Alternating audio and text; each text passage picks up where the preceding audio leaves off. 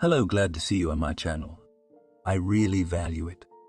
And today I want to share with you a wonderful story. It's a dramatic story that will come as a total shock to everybody. It is a really amazing story. So enjoy watching it. In the village, it's very nice outside in the summer. The sun shines brightly and warms strongly. Lucy was only 6 years old. She ran around the yard without thinking about anything. She had a carefree childhood. I wonder why grandmother today does not leave the house for so long. The girl stopped and looked at the chickens, which were walking hungry. But this thought did not worry her for long. Lucy was distracted by something, and here she is already running down the path again. The girl could run out into the vegetable garden. It was even more interesting there. So she ran until lunchtime, and then she got hungry and came home. "Grandma, I want to eat," from the doorstep said Lucy. She got up from her chair and went into the kitchen. There was a curtain in the corner, behind which there was a bed, on which her mother was lying. She had been sick for a long time, and Grandma had been taking care of her all the time. And today she just sat next to her. She wouldn't leave her side. "Baba, what's wrong with Mommy? Why is she silent?" Lucy asked quietly. She was sitting at the table eating salad and potatoes. "I do not know, sweetie," discreetly brushed away a tear the woman. But even after that, the little girl did not suspect anything. She continued to sit on the chair, chattering her legs and working with a spoon. "I'm going out," Lucy said after dinner, and was ready to put on her sandals. "Wait," her grandmother held out her hand to her. "What is it?" Her granddaughter stared at her. "Come here," the woman asked her. Lucy came. She looked at her mother's pale face and could not understand anything. "Grandmother, why doesn't Mommy say anything?" Lucy was no longer in the mood for jokes. Her mother had been lying down lately, but she always called her daughter to her, talked to her, smiled. "She's going away," Grandma cried. "Where to?" naively asked Lucy. She was so small that she could not understand it yet. "Don't ask anything. Sit next to Mommy. Maybe she will say something." The woman couldn't hold back. Mommy, rubbed her daughter's hand. "Lucy," the girl said something. "Get up." The girl pulled her hand. "I'm sorry, dear, I can't." The last words were completely incomprehensible. "Mom," as if she realized something and whimpered. She held her hand as she walked away. Her grandmother was in pain and turned away. "Oh, Selena, what have you done?" the woman wailed. She realized that all this might not have happened. "Doesn't Mommy love us?" Her granddaughter turned to her. She loves us very much. It's just that she feels very bad." The grandmother sat down next to Lucy and saw that her daughter was no longer alive. "Where are we going?" The girl didn't want to leave her mom's bed. "Everything, honey. She is no longer with us. She will now stand at your back and always protect," sobbed the woman. Lucy turned and looked at her mom. It seemed to her that he lost weight. His face stretched out. The girl cried. She felt ashamed for some reason. She turned away and ran away. She did not yet realize that she had only her grandmother and no one else. A few days later, a lot of people gathered in the house. Everyone was talking about something. Some were crying. Lucy watched and still did not fully understand what was happening. From that moment, the girl and her grandmother were left to live alone. It was hard, but there was no one to hope for. Everything was borne by the woman on her shoulders. "Lucy, wake up. It's time to go to school," said the grandmother in the morning. "Oh, I don't feel like it," the girl stretched. "You don't want to, but you should. If you study, you will have everything later, and work and money," her grandmother assured her. "I know." Lucy lazily got out of bed, got up, went to wash up, then breakfast. On the table, she always waited flavored pancakes. And then she had to go to school. The girl did not complain. She was reluctant to just wake up in the morning, and it was easy to learn and communicate with the guys. Maria, despite the fact that Lucy lost her mother early, she perceives information so well. For her years, the girl is very well developed, said the teacher at the meeting. "Oh, it's very happy at home. When she learns poems, you can only marvel. She reads and already knows everything." The woman smiled in response. The older the class became, the harder it was for the grandmother. In the morning, she not only had to get her granddaughter ready for school, but also had to manage in the yard. Lucy helped in many ways, which could not help but be pleased. In 7th grade, the girls began to cluster together. It whispered about boys, began to go in pairs to the club, to the disco. Lucy, hi, Anthony, who lived at the other end of the village, came up to her one day. What do you want? The girl turned to him. Shall we go out? Even though everyone was here, dancing, he wanted to take her away. I did not want to. Lucy was then in the 8th grade, and about boys had not yet thought about boys. All right, he got away from her. With her friends, they danced until the end of the disco, and then the girl went home. Lucy, again she heard a familiar voice. Anthony, scared, she saw him in the bushes. Why don't you want to go out with me? He asked her that question again. It happens, she was walking by. Nothing, I'll get you anyway. The boy clenched his fists.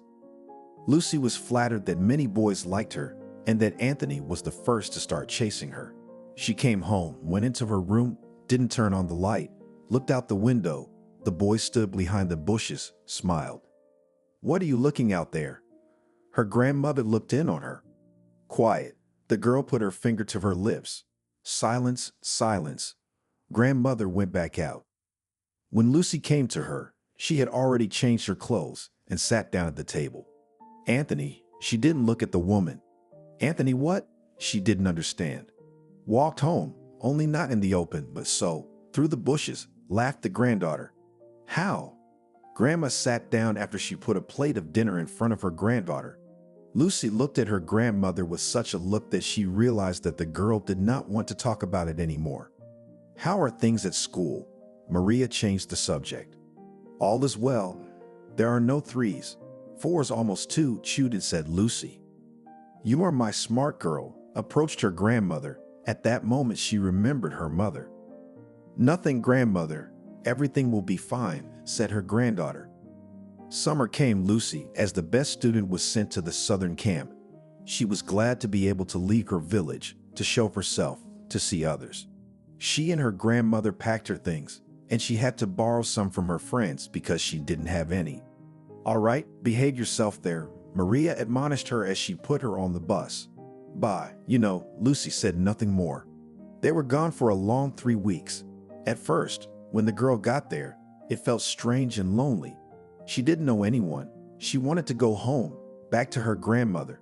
But not even 2 days passed, as the girl got acquainted with almost everyone in her squad. Now it was the most wonderful vacation of her life. Call right.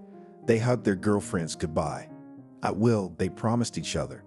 When the girl was back in her village, all she did was talk about what she saw, how she spent her time, where they were taken, and more. If your mother were alive, she would have taken you to the sea herself. The grandmother was sad again. Don't be sad. Her granddaughter hugged her for the umpteenth time. She was afraid for her grandmother because she had a bad heart. In 9th grade, Lucy finally gave Anthony a chance. He approached her at the dance, and she did not push him away. They danced and then went for a walk. Why were you so adamant about it then and now you're okay with it? The guy's been after her for 6 months. I don't know, she shrugged and smiled. From that moment on, to school, from school, to dances and all other places Anthony and Lucy went together, they were even teased as inseparable. Are you afraid that I'll run away? The girl asked him often. Sometimes she was tired of being around him all the time. No, I just like being around him, he admitted. That's how the school years passed. The graduation was ahead. Grandma never spared money for her granddaughter. She saved from her pension to buy her a new dress or shoes. The girl didn't abuse it. But now, when she needed an outfit for the prom, Lucy did not resist, and they went to buy her a dress. How beautiful it is, the graduate twirled in front of the mirror. Yes, sighed her grandmother. She realized that her baby had grown up and would soon fly out of the nest. My darling, just don't cry. Lucy sat up to her. What is there to cry? I understand. She only waved her away. The party was great. The children were happy, the teachers too. And now we're going to greet the dawn, someone said loudly. It's a custom practically everyone who has just graduated from school has. We'll go with them. The girl was ahead of Anthony because she knew he would want to be alone. Okay, the boy agreed. So they all went to the place where they could see it best, the river. There the guys had a picnic. The girls set up. The guys helped them. I can't be like this with everyone, sat a young man under a tree. You're such a boo then. If we lived separately, It will always be like this. The girl was nagging him. This night flew by quickly. It was very fun and good. Lucy came home when it was already light. Her grandmother was already on her feet. The granddaughter said hello and entered the house, and there she fell just without feelings on the bed. She slept until the evening, and then she had to get up and do something to help. "When are you going to apply now?" Maria asked. "I don't know. Probably in 3 to 4 days, like Anthony. The young people plan to do everything together." "That's good. Do you believe in yourself?" Her grandmother clarified her. "Of course, always answered the same way to this question the girl. That's right. Remember that your mother is always with you, and so am I." The woman kissed her. Anthony was waiting for her at the bus stop. She came running. "Because of you, almost missed the bus," he said resentfully. "Well, we didn't," she replied optimistically and laughed. "Okay, let's go." At that moment, their transportation came. The young people got on and drove towards their dreams. Although Lucy and Anthony entered the same city, but in different institutes. The girl arrived, submitted documents. The exams were in a while. Anthony and Lucy decided that they would wait for them here. They offered dormitory accommodation for non-residents. "Well, are you ready?" the girl asked him. "Always ready," he answered her. They had a difference of a day. Lucy passed everything from the first time and was sure that she would be enrolled. Anthony, on the other hand, came back sad. What? She was waiting for him outside the institute. He didn't pass. He stood with his head down. "Don't get upset, it's not too late. Let's try somewhere else." She tugged his sleeve. "No, I'll wait." He pulled his arm out. "What?" She glared at him. Next year, he turned around and walked down the street. "What about me?" She stood there asking him that. "Why, we can live together. I'll work, you study," he said as he walked. Lucy could hear only fragments of phrases. "Where shall we live?" "In a dormitory." She couldn't understand him. She caught up with him. "Why?" "To rent an apartment." Anthony turned around. "What for?" "I'm not going to ask my grandmother." It was categorical. "Okay, what do you want me to do? You want me to leave?" He grinned. "Yeah, you'll come over on the weekends when I can." "I will." She offered a good option. "Oh." He took offense at her and walked with a quick step. Lucy stopped. She knew it was best not to approach him in this state. The girl returned to her dormitory. She didn't plan to go to the village until tomorrow. Today, however, she thought Anthony would still come back, but he was prideful. The next day, Lucy went to the station, assumed that the young man had spent the night there, but even here he was not there. Fuck it all, why should I look for him? The bus came. She climbed into it and went home. The grandmother was very happy about her granddaughter's success.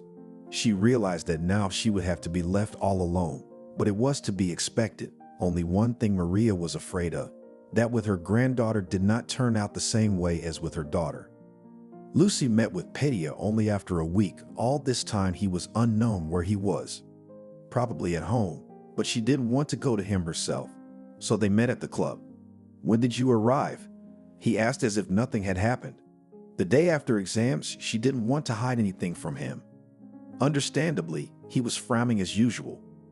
For the rest of the summer, boyfriend and girlfriend dated, but not like they used to. Lucy thought he resented the fact that she got in and he didn't. "That's it, Grandma. Bye.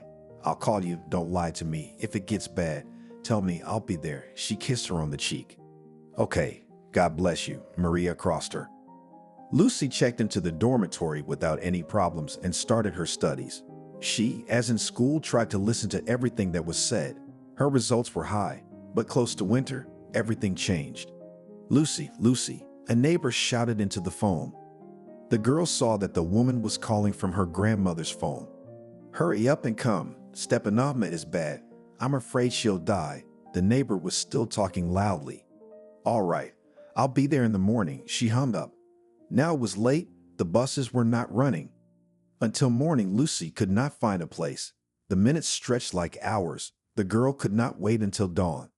When the first ray broke through the clouds, she immediately grabbed her bag and ran to the station. She shoved her money and passport through the window. The bus was in 40 minutes, which was good. The road was uneven. They rocked back and forth. Maybe that made the girl fall asleep. She did not notice how she arrived. It was good in her situation. From the stop, Lucy ran jogging to her house. All of her grandmother's friends and the local medic were already gathered there. "What's wrong, Grandma?" Her granddaughter ran up to her. "Lucy, she needs to go to the hospital, to the city," wailed friends. "Can we do that?" She turned to the medic. "If someone would drive her," she shrugged. "Well, will she be able to make the trip?" the girl asked persistently. Yes, she nodded her head confidently. "Okay, now." Lucy jumped up and ran out of the house. She ran to one of her classmates. His father had a good car, quickly told everything. "If you put gas in it, why not help the man?" agreed Uncle Harry. Of course, she rushed back to her house. On the way, she met Pedia. "Wait," he grabbed her hand. "Anthony, darling, Grandma's not well. I have to run." She looked at him. "Your grandmother will wait," he said rudely. And in that moment, Lucy realized he wasn't quite himself. She jerked her hand away. If the man didn't care about her family member's life, then what were they going to talk about? "Back off," she ran on. Lucy always knew where her grandmother had money lying around, but she never went in there herself. There was a decent amount there, but when the car was paid for, and then for the ward, there were literally crumbs left of that amount. All night, the girl spent in the corridor. She waited for what the doctors would tell her. "Who are you, Maria?" A man came out of the room. "Granddaughter," shook Lucy. "So let's go to my room." He took her hand and led her to his office. "I take it it's bad?" The girl was fainting. "Look, we need emergency surgery, but it's not cheap. But first, Maria should be taken to a more professional clinic," said the doctor. "I will do everything," said Lucy. But when the doctor voiced her the amount, she turned white, realizing that so much she will not even get a loan. No. For people who have at least some income, an apartment or a car, this figure would be manageable, but not for Lucy, who had nothing at all. She left the office, sat down on the couch. Okay, to move the grandmother, it's not a problem, but what to do next, she did not understand at all. Lucy had done everything. Now time was working against her. In the dormitory, she didn't want to socialize with anyone. For some reason, she wanted to go to the store and buy herself something to drink. Of course, the girl knew that it was not a solution, but that's what she wanted to do now. "So I was standing here," she heard a cheeky female voice. "All right, come on in." She let the ordinary girl pass. She paid for everything, left the store, and in a minute Lucy was on the street. "Hey, friend, I'm sorry I was so mean to you," said the same girl. "It's okay," Lucy went on. "Wait a minute," caught up with her. "What else?" The girl stopped. She wanted to be alone. "I saw that you took the shampoo. Let's go somewhere to sit together." She looked at the package that was in Lucy's hands. Of course, she didn't want to go anywhere, let alone talk to anyone. She didn't know why she did it. Ariana, her new acquaintance, turned to her. "Lucy," she answered. No pleasantries, just introductions. They came to a house, went up to the second floor. It was unclear whose apartment it was, Ariana's or hers, but it was very small and not very clean. "Make yourself comfortable," the landlady said. Okay, went to Lucy's room, because that's where Ariana had pointed. I'm not having that." She pointed at the champagne that the guest was trying to open. "Well, it's just I don't drink anything else," she said, still struggling with the cork. "So drink it, and I will." She took a stronger drink out of the bag. When the cork was finally removed, Lucy splashed some into her glass and drank it immediately. Oh, not so fast." Ariana tried to stop her. "I can't. I should have," exhaled the girl. "I see you've got something going on now," and the hostess took a sip. "Yes, but that's just my problem," Lucy admitted. "Listen, sometimes it's good to talk to a stranger, to tell him everything that you have in your heart. Believe me, it will immediately become easier," the girl said knowledgeably. "Even if I tell you that, I will not feel better." She felt the gas bubbles hit her head. "And you try it," practically forced her. "All right," she poured her glass again. "I'm listening." Ariana leaned back in her chair after another sip. "My grandmother is very seriously ill. Now she needs an operation and a lot of money for it, and I can do nothing." Lucy waved her hands. "Relatives?" hinted the guest. "No, they just don't exist," cried the girl. "Okay." Looked out the window of the landlady. "I can offer you something, but you are unlikely to like it." "Speak." Lucy went forward. She didn't care about everything now. She was ready for any adventure for the sake of her grandmother. "There is a house on the outskirts of the city where men get pleasure." Ariana did not finish. No, no, no, no. Lucy waved her hands. And she said, to any adventure, laughed the landlady. But not like that, the guest grumbled and poured herself another glass. And how do you want to quickly earn such a lot of money? Wondered the interlocutor. Well, I'll listen. Drank another glass in a gulp. So I think you have already understood what is going on there. I can arrange it for you. Ariana raised her glass. Are you there too? Lucy wondered. How do I know all this then? She took a sip. Oh God, the guest clutched her head. That evening they talked a great deal more about things that Lucy would have dismissed at the outset. But now she realized that it was really the only way to get what she wanted. Wake up, friend. Ariana pushed the girl in the morning. Oh, what a headache. She wrinkled her nose. Now our new acquaintance brought her a pill. Thank you. She took it with water. So what have you decided? The landlady asked. I'll probably agree, but I don't know how I'll behave. I'm so ashamed and disgusted, Lucy said.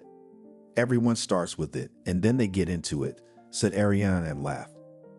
The girls cleaned themselves up and went to the place the girl had told them about yesterday. Are you going to wear that? She looked at Lucy. Why, she was smoothing her skirt. No, friend, this will not do. The girl opened her closet and began to go through things. When she put on Lucy a short blouse and the same skirt, stepped back and showed the class. And what, to walk around town like that? Lucy couldn't believe it and was embarrassed. It'll be right there, dialed Ariana. A car came to pick them up, and now they were really going to that very house. There Ariana left her friend downstairs and went up to the floor herself. A few minutes later, they were already coming down with a pretty but already aged woman. Come with me, she beckoned her with her finger. Okay, Lucy glanced at Ariana. They went up to the office, which was very bright. The girl looked around. She had never seen anything like this, not even in the movies. My name is Martha. Sat down at the desk. The woman sat down. Lucy, she worried. Baby, are you sure? She leaned over the table.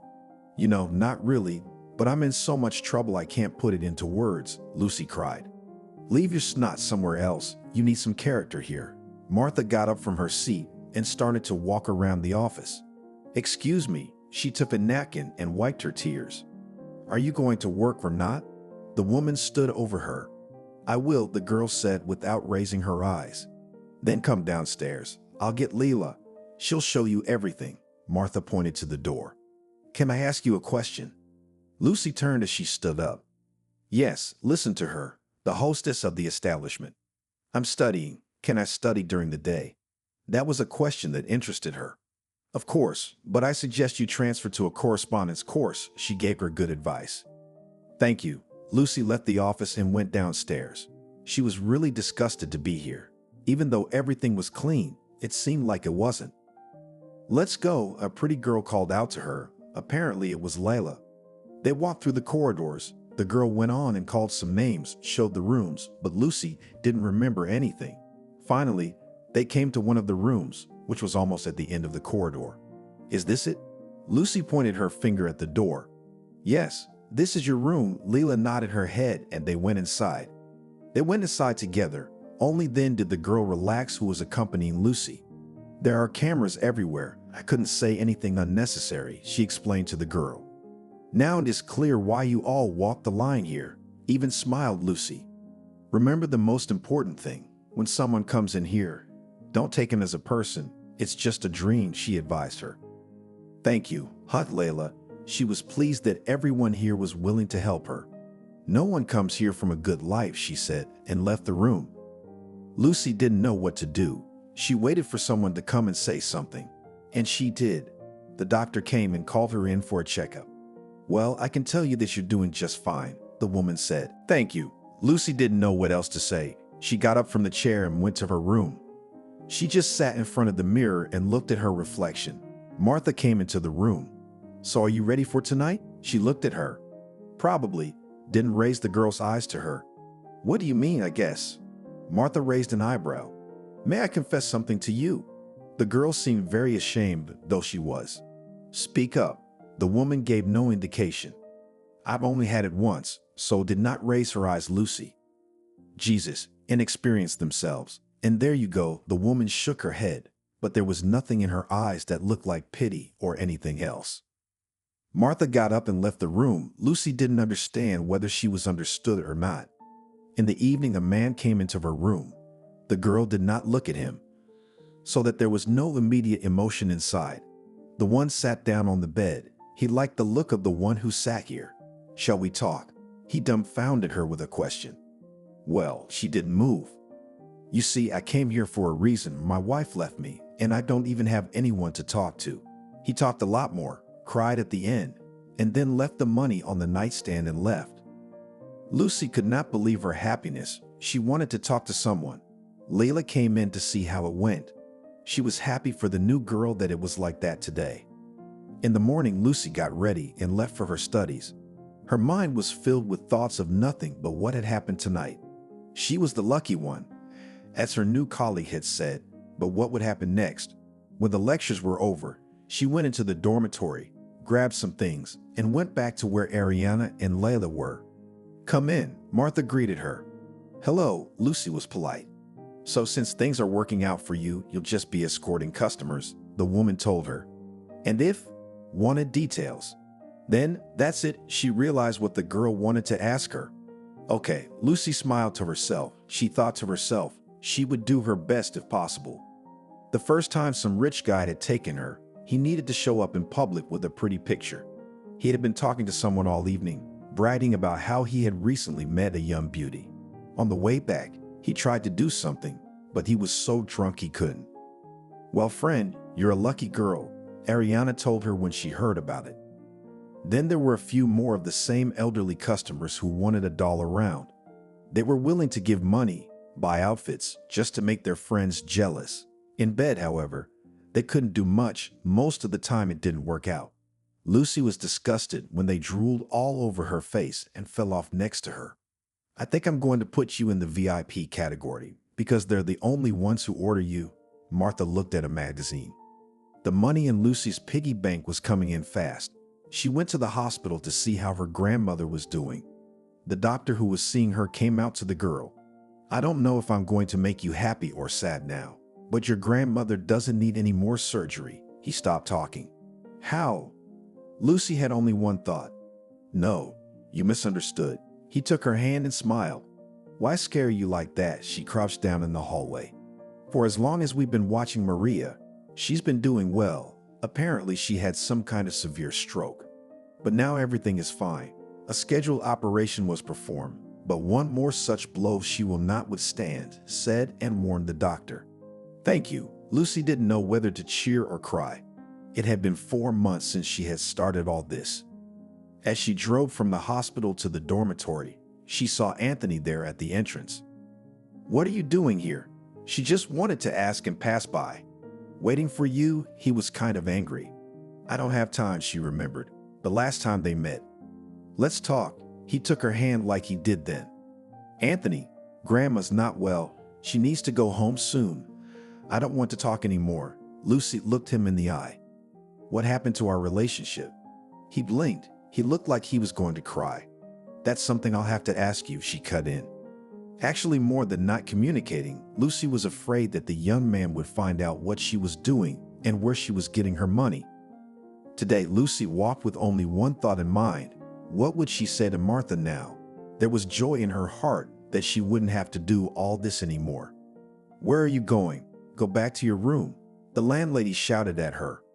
"Martha, I need to talk to you," Lucy told her. "All right." She opened the door of her study to her. They went in, sat down in the chairs. "I don't want to work anymore," Lucy said quietly. She didn't look at her landlady as she had other times. "What?" "I have plans for you." She turned the magazine to her. "What plans?" The girl did not understand, usually recorded for a day too. But now she saw that the whole week was filled.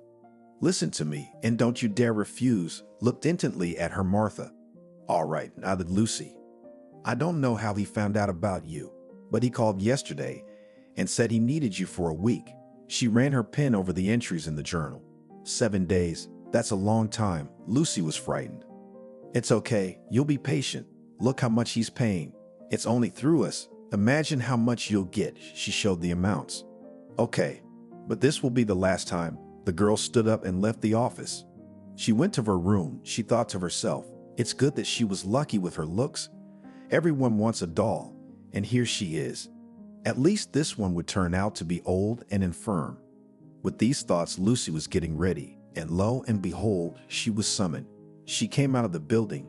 She was escorted to the car. She got into the salon and saw a rather handsome, but already in years a man. Hello. The girl looked at him. If other girls taught to start making eyes at once, Lucy never did it. Good evening. He kissed her hand. How are you? Everything's fine? She tried to be polite. I'm Victor. He held her hand this way and that and looked into her eyes. Lucy, she was embarrassed and blushed when people looked at her like that. Wonderful name. He moved closer to her. They drove for quite some time, stopping at a large gate, waiting for it to be opened. Victor was silent almost the whole way. He put his hand on the girl's leg and just stroked. After that, they were escorted to a large house. That's where the reception was. The man was introducing his date to everyone who was there. The men were licking their eyes, the women were jealous, and Victor was cheering. They stayed there for about 2 hours. Afterward, they packed up to go home. Lucy thought she was about to be brought back, but it turned out they were going to Victor's house. I have to go to school in the morning, she said modestly. No, Victor said sharply. I have an arrangement with Marta. She looked at him. I have an arrangement with her too. He rubbed his finger on her finger, showing that he was paying the money. The girl was silent. She thought that if now, in her house, he started to molest her, there was nothing she could do. Lucy bit her lip and waited for what would happen next. When they entered the house, Victor offered the girl wine. Though she didn't like him, but agreed, she wanted to dull her feelings. The man sat closer to her. As in the car, he put his hand on her leg. Tell me, why did you start doing this? He started talking to her. She didn't know if it was okay to be frank with him. Go on, trust me, the information won't get any further than this house. He leaned over and kissed her shoulder. My grandmother is very ill, the girl cried. I was surprised when you said about studying. Usually those who came to this profession and did not get in, and in order to stay, start doing different things. It was clear that the man was in the mood to talk. If it hadn't been for Grandma, I would never have done such a thing. And now, she sobbed and fell silent again. What? Victor turned to her. Grandmother went on the mend. I don't need money anymore. And here you are. She couldn't finish. Okay, don't make it up. Everyone needs money, he laughed. The man was already pretty drunk. Yeah, she drank her glass in one gulp. Okay, he piled on top of her. Everything inside Lucy shuddered. Don't, she started to push him away. I don't get it. He tore at the blouse on her chest, buttons flying off to the sides. Please, Lucy was already sobbing. Victor kissed her on the lips, on the neck, on the shoulders, and then collapsed. The girl waited a few more minutes, realized that he fell asleep, pushed him away from her. She found a shower, took it, climbed with her feet on the chair, curled up in a lump, and fell asleep there. Get up. She heard a sharp shout, opened her eyes. She was scared again. Can I go away? I'll tell Martha. She'll give you everything back. Lucy was ready to cry again. That's it. I don't want to hear it. He went into the kitchen. Maybe I should cook something for you. She wanted to gain this man's trust. Okay, you cook here and do what you're supposed to do for breakfast. I'm going to take a shower. I'll be right back. He left. Lucy stood in the middle of the kitchen. She started to get the groceries out and cook. The girl made coffee, fried cheesecakes, put everything on the table. At this moment, the man returned. He sat down at the table. He began to eat breakfast. What are you standing there? Join us. He shook his head at the seat across from him. Thank you. She sat down. Speak, he said in a tone as if he was ordering her. You see, I don't want to do this anymore. Can I leave? She begged. Look, I have a proposition for you. His tone softened a little. I'm listening. She drank her coffee in small sips. I don't know if you realized yesterday or not, but for months now I've been having trouble with women. Lucy could see how embarrassed he was. What's that got to do with me? She was glad of that fact to herself. I'm offering you this whole week, which I pay for, to stay with me. Yes, when I drink, I can get lusty, but trust me, it won't do you any harm. He didn't look at her. I have to attend lectures. She started her song again. It won't be a big deal if you miss a week. His commanding tone came out again. Okay, still, I need clothes. She realized she was now sitting in a blouse with no buttons. Don't worry about that. Everything will be there, Victor promised. 6 days and I'm out of your hair. Lucy was now looking at the man for what he said to really be true. Yes, I have an important meeting at the end of the week. You need to be on top of things. He said those words and walked out of the table. Am I staying here? The girl was confused. I'll be there soon. He changed his clothes and left the house. Lucy decided to call Ariane and tell her everything. Come on, friend. This is the dream of all of us. You're in a big house. No one touches you. And they promised to buy you some clothes, she said with admiration. Yes, she realized that girls think a little differently than she did.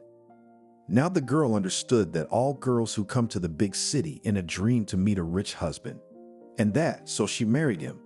Goes to receptions and meetings together, just as a pretty picture and bragging to her friends. And then you sit in such a big house like everything is there. But in reality, there is nothing. The girl even cried. Victor arrived in the evening. He brought some packages, gave them to Lucy, and went to another room. Should I make dinner? She asked him after him. Get changed, we'll go to the restaurant, he said without turning around. The girl began to look at what was in the bags. They went to a very nice place. Even by the people, it was obvious that no one would come here so easily. They sat down at a table. The man made an order. Why don't you eat or drink anything? Victor noticed how everyone was looking at them. Lucy, in her new dress, was just gorgeous. She saw him drinking one glass after another and thought that in the evening he would start pestering her again. And so it turned out, back when they were still riding in the car, he lifted the hem of her dress to put his hand. Don't, just like yesterday, she started to remove his hands. What? His eyes were angry. They walked into the house. He grabbed Lucy's arm and pushed her down onto the couch with force. Again, it was just like yesterday, and then he fell asleep. The girl sat for a couple minutes to make sure the man was definitely asleep, and then got out from under him. So the time passed. For 2 days, Victor was not at home at all. Lucy already thought that he wouldn't come. She wanted to leave, but didn't dare. She decided to wait until the last day, and if he didn't come back, she would leave. Everything would be fair. Did you miss him? He arrived the day before the important reception. No, answered Lucy honestly. Today I will work and tomorrow is an important day, he muttered and left.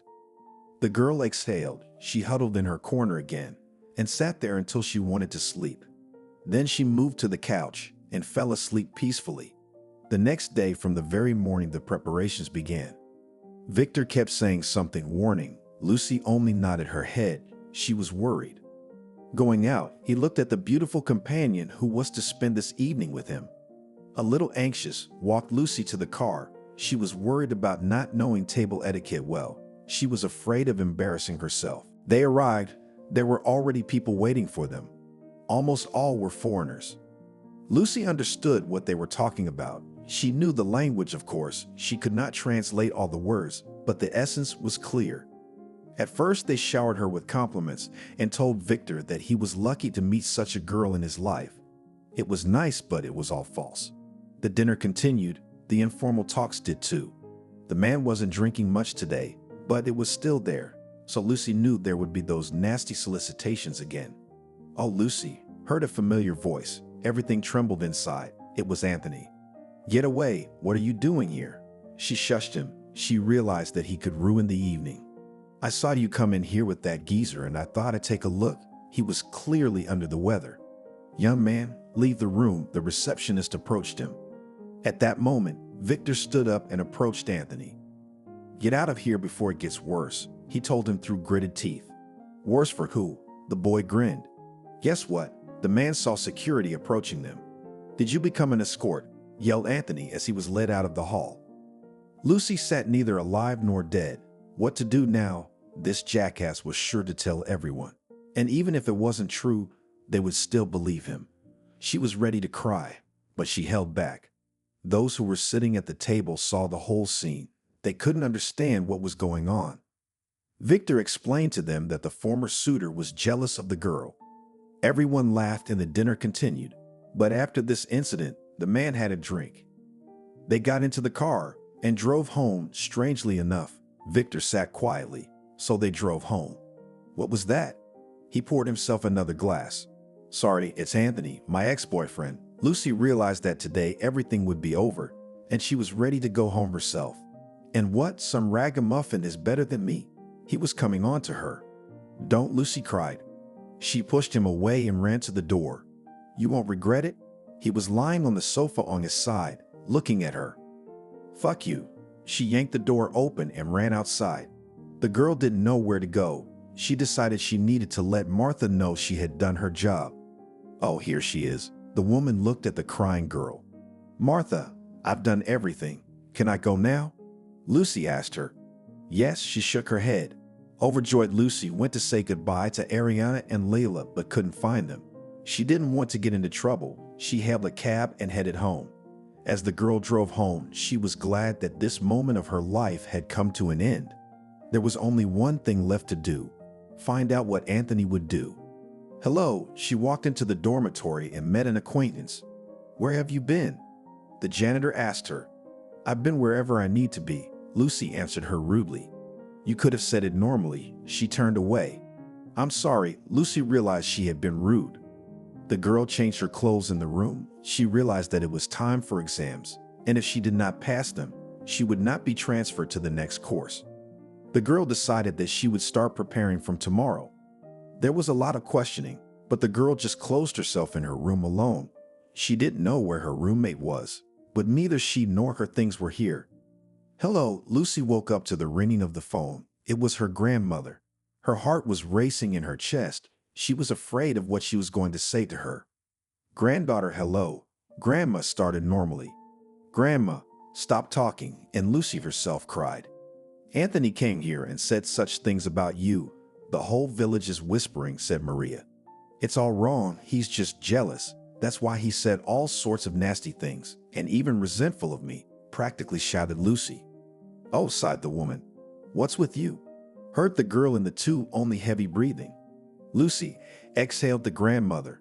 I'll be there soon. She hung up the phone, quickly threw everything in her bag, and rushed to the station. The girl dialed the number of her neighbor, told her to call a medic, and hurried to arrive. There was nothing to do before the exams. Now the main thing was to save her grandmother. Lucy realized that after her illness, it could only get worse. Grandmother, she ran into the house. The woman was lying on the bed. She's fine. Her blood pressure is just a little high. I already gave her medicine, said the woman who was a medic. Good. Lucy sat down on the edge of the bed. Is it true what Anthony said about you working? The neighbor wanted to ask, but Lucy didn't let her finish. Enough, she gave her a look that made the women go straight for the exit. So it's true, she heard the girl whisper from the doorway. Lucy realized that if she stayed in the village, neither she nor her grandmother would be given any peace by the people who had heard the news, and they were not fed with bread. Let them muss it up. She had to leave, but now she did not understand where to go. Grandma, don't worry, I'll stay with you, Lucy said. She knew she could think of something. From then on, she just shoved herself away. She took care of her grandmother, stayed home, did all the chores, even went out to the store rarely. Oh, look, went. And where are your suitors? Laughed the neighbors. Lucy did not react to their outburst. She knew everything about herself and did not think that she was doing something very bad. Is there no one to go out to restaurants with? Her classmates greeted her at the gate. Martha was texting her that she was in great demand, and if she didn't mind, she could come back. But Lucy didn't want to answer her. She had done enough of what she had done before. On one of the days the girl sat at home, her grandmother felt better. She began to get up, walked around the house, and only shook her head. How could you? She did not condemn, but did not believe that her granddaughter, who studied and did everything right, became like this. Grandmother, why do you believe them? I did not do anything like that. I did not tell Lucy only one thing, that all this was only for the sake of her, the only native person. And how not to believe you came, you dropped out of school. You did not deny anything. She sighed heavily, and Lucy thought that now something would happen again. There was a knock on the window. The girl looked out. It was Anthony. She decided, to make things worse, to go out to him. She folded her arms across her chest. To you, he was sober today. Here I am, listening to you carefully. I didn't even want to talk to him. Marry me, said and stood waiting for an answer. And what, you think I will now throw myself on your neck? She laughed at his stupidity. Yes, who will need you after all this? And I love you, he told the girl. Believe me, if no one. It's better to be alone than with someone like you. She turned around to leave. Watch me, he threatened her again. What have I done to you that you're so angry with me? She turned around and glared at him. What do you think you did? He smirked. What, I got in and you didn't? I'm doing well and you're not. Lucy started to step on him. What are you doing? He was backing away. Nothing, envy, a bad feeling.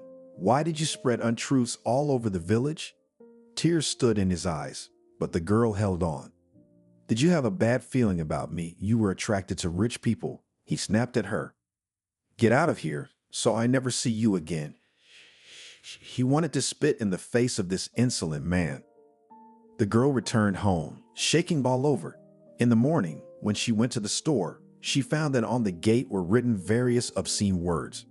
The girl decided that she would not wipe anything down. Let them know that it was not true. Granddaughter, you can't do that. You have to wash it, Maria said. If you start cleaning, they'll think we're hiding the truth and they'll start whispering even more. Maybe we should leave here, Lucy suggested. Where would we go? Grandma was crying. She felt bad. What was the girl to do? She could go to the city herself. There was money to rent a place to live. But how could she leave a native person here? Because she would be imprisoned.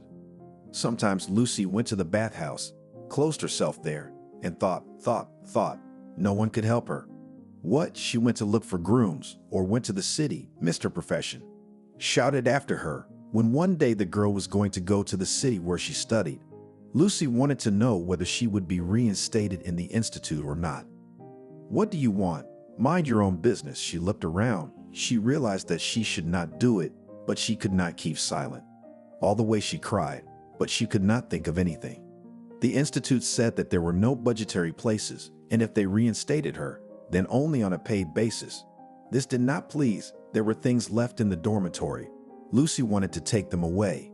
She did so and dialed Ariana's number, and today she answered. Where have you been, friend? The girl was glad to hear her call. Are you free tonight? She asked her. Sure, come over. Ariana invited her. And again they sat in a small room, drinking and talking. Listen, why pay attention to all this, especially since you really did almost nothing wrong? The girl said in a high-pitched voice. I can't. I'm ashamed in front of my grandmother, Lucy cried. Oh, and tell her that everything is all right, and you did it only for her sake. These were the words I didn't want to say. The girl sat for a while longer, went to bed. In the morning, Ariana had to leave. She told Lucy that she could stay with her, but she did not agree. Where are you going? She turned to Lucy in surprise. Today, I will rent a hotel for a couple of days. I need to think. And then back to my grandmother, the girl admitted. That's what she did.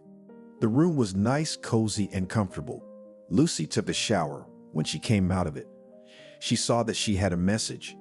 It was Anthony again. He wrote different nasty things. He also attached pictures, which he made in such a way that it was obvious they were not real. Lucy threw the phone down and cried. Why all this? I am a disgrace to the family. Why live?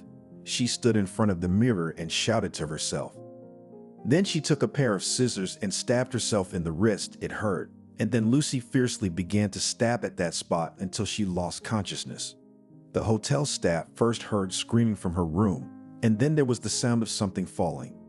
One of the staff rushed to the door, opened it with his key, and saw the girl on the floor. An ambulance was immediately called. The paramedics took Lucy to the hospital. What happened to you? The medic talked to her after the girl regained consciousness. Nothing. She looked away. Okay, he left the room. And then the staff came in, wanting to know if she had done it herself or if someone had. Lucy looked at them and smiled. Last came the psychiatrists, who were also curious about everything. She had been checked in while it was too early to go to the hospital. The girl spent a few days in the ward, soon to be discharged. Anthony continued to write. It was unclear what he wanted to do. Lucy lay on the bed and looked at the ceiling. She did not understand what to do now, and who could help her. Victor, it dawned on her. He could prove that she was just accompanying him and they had nothing. But how to call him, since they had broken up on such a bad note? She picked up her phone, scrolled through her contacts, reached the letter B, stopped. Lucy stared at the contact for a few minutes and finally pressed the call button. He didn't answer for a long time. The girl already wanted to press reset. "Hello," she heard when she had already removed the phone from her ear. "Victor, hello, it's Lucy. I need your help," she said. "If it has to do with the doctors, I have nothing to do with it." He answered her strangely. No, wait. She wanted to tell him that they needed to meet so he could come to the hospital, but at that moment she felt funny. After all, the man had just said something about doctors. Well, what else? He was waiting. "If you need, I can still escort you somewhere for free, just to do something for me," she begged. "Okay, where are you?" he asked. "At the hospital," Lucy said quietly, afraid he would hang up on her. "What's wrong with you?" The man must have been afraid of some kind of disease. "I hurt my hand," she admitted to him. "Well, tomorrow morning they'll come for you." He hung up the phone before he got the address. Lucy began to think of a plan of action, what she would say to the man, how she would introduce him to her grandmother, and what they would do there. The girl went through various options for a long time. Finally, she thought everything through, as it seemed to her, and fell asleep. "Good morning." The nurse came to her room in the morning. "Thank you." Though the girl was nervous, it was her only way out, to rub the nose of the whole village, and especially Anthony. The girl said hello, got into the car, and they drove to an address she already knew. The closer they got, the more everything inside began to shake. Now Lucy didn't know if she had made the right decision. "Hello," greeted the man as she entered the house. "I apologize for calling so brazenly, but I really need help. I'm ready to do anything." She stood in front of him. "Tell me first what happened." He went into the kitchen, Lucy following him. When she finished telling, the man sat opposite and shook his head, then looked at the girl and smiled. "What?" She didn't understand. "I have a business proposition for you," he said as if he was talking at some serious negotiations. "Whatever. The main thing is your help to me," she repeated for the second time. "So, you agree to marry me?" At that moment, Lucy's eyes widened. She hadn't expected that. "Why?" She was struck to the core, because it was serious. "Listen to me, and then you will talk yourself," the man resented. "That's it. I'll shut up." She covered her mouth with her hand. "You and I conclude a contract on mutually beneficial terms. You become my wife, I fully provide for you, and do everything you say." He looked at her, waiting for at least a nod of the head. "What's next?" she wondered. "And what then? Now I help you. And then everything, a life together. I need you because you are beautiful. The last contract we made was very successful. You impressed everyone," he explained. "Okay, I agree." She didn't care anymore. Now it was necessary to talk things through, what and how they would tell people. "And what exactly do you want from me?" he asked. "I don't care what anyone else thinks, as long as Grandma knows I didn't do anything like that. It's just that we met and you asked me to accompany you, and I helped as a good acquaintance. And if we tell you that we're getting married soon, then everything will be fine," the girl said quickly.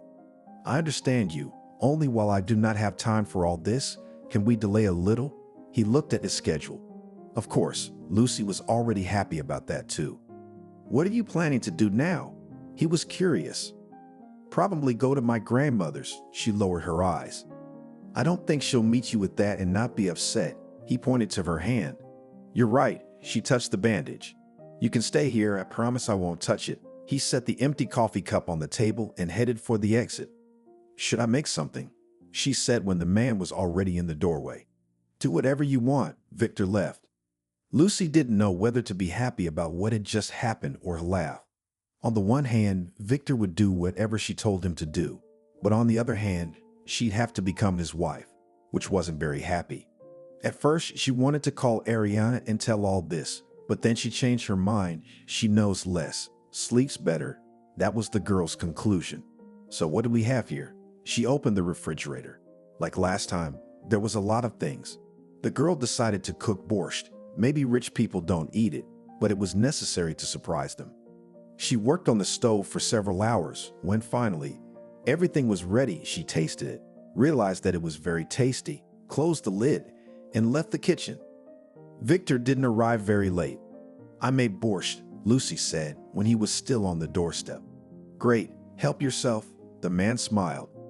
Lucy noticed that their relationship now was not the same as it had been when he paid her, but that was a good thing. "Bon appetit." She put a plate in front of him. Along with that, she served sour cream and pampushki with garlic. He closed his eyes. "It's the only time I've ever had borscht like this." "I'm glad I obliged." My cheeks flushed crimson. "Thanks, I'd eat more, but I can't." He patted his stomach. So they stayed in the same house for a few days. When the wound on the girl's arm was healed, she took off the bandage. "Can you see it?" she asked the man. "If you don't know, you won't notice it. Just some scratches." He looked at the girl's wrist. "Okay, then I'll go now. I need to warn my grandmother, and then you come." She wrote him where. Agreed. Victor said he would be in the village in about a week. On the familiar route, she went to the place where she was definitely waited for. When she approached the house, she met well-wishers again, who began to say nasty things in her wake. "Soon you will know how wrong you were," she turned to them. Yes, your rich clients will come," they hissed back. They would. Lucy walked with her head held high. She walked to the gate, on which bad words were again inscribed, pressed her lips together, and entered the wicket. Grandma was in the house. She was lying on the bed again. "Hi, Grandma, are you not feeling well?" Saw the granddaughter this and ran up to her. "Oh, everyone talks and talks," sighed Maria. "Do not pay attention to it." The girl went to the kitchen to bring water to her grandmother. "How can I ignore it if that's all they talk about?" she cried. "Can you get up?" The girl asked her something else.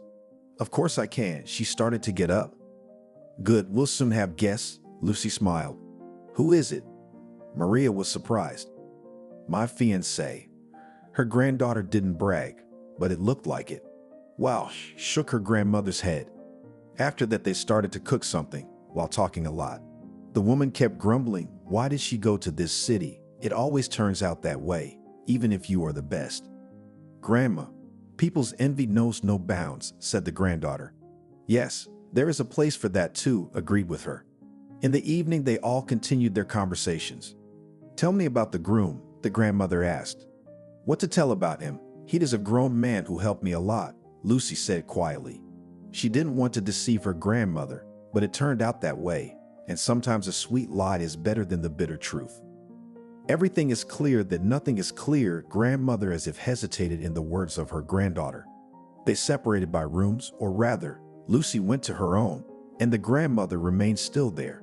The girl lay on the bed and thought why she had thought of all this. She lived and lived. Then something happened. Tears rolled from her eyes by themselves. Lucy didn't notice how she fell asleep. "Granddaughter, wake up." Her grandmother woke her up in the morning, just like when she was a child. "My grandmother," the girl stretched out her arms to her. "Let's go to the kitchen. I've already prepared everything there," the woman said. The rest of the day was like yesterday. They talked, did something, and then went to their rooms. Finally, it was Friday, and Victor was due to arrive on Saturday. Lucy from the morning was very worried how his grandmother would perceive him, what he would say, how would she behave. All these thoughts were in the girl's head. She could not sleep all night. In the morning, she got up. Her head hurt a lot. She ran from window to window, looking to see if the man had arrived. Toward lunchtime, Lucy heard the gate slam. She ran outside. Yes, it was him. "Hello," she opened the door to his house. "What roads you have here?" Victor looked around, sat down on one of the chairs that were here. "I said you were my fiancé." Lucy blushed after saying that. "For the most part you aren't," he smiled at her. "Grandma will be here in a moment." The woman had just recently left for the store. Good, he began to look around. Lucy started setting the table with what was in the house. The first thing she put on the table was the teacups, then the kettle, and the plate of cakes that had been made in the morning. After that, she sat down at the table herself. It was unusual. The gate slammed again. "There's Grandma," she said, and jumped to her feet again. "Why are you so worried?" Victor couldn't understand. "I don't know." The girl twisted her fingers. "Sit down. Now we'll tell everything, and it will be fine," he asked her. "Grandma." The woman entered the house at that moment. "Oh, the guests are already here, and good luck to you." The woman saw that the man is much older than her granddaughter. She did not like it very much.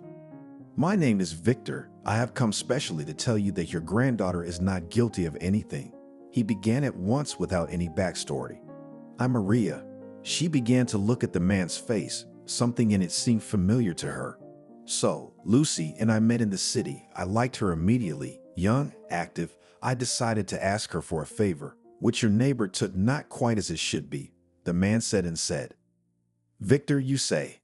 Began to breathe heavily grandmother. She wanted to get up, but could not do it. "Grandma, what's wrong with you?" Lucy ran up to her.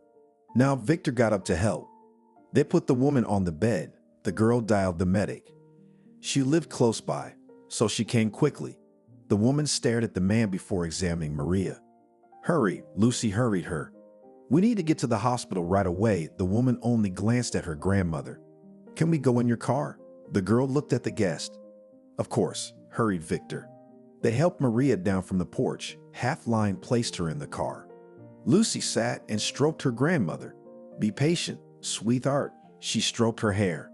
She tried to say something, but it was all mumbling. "What's wrong with her?"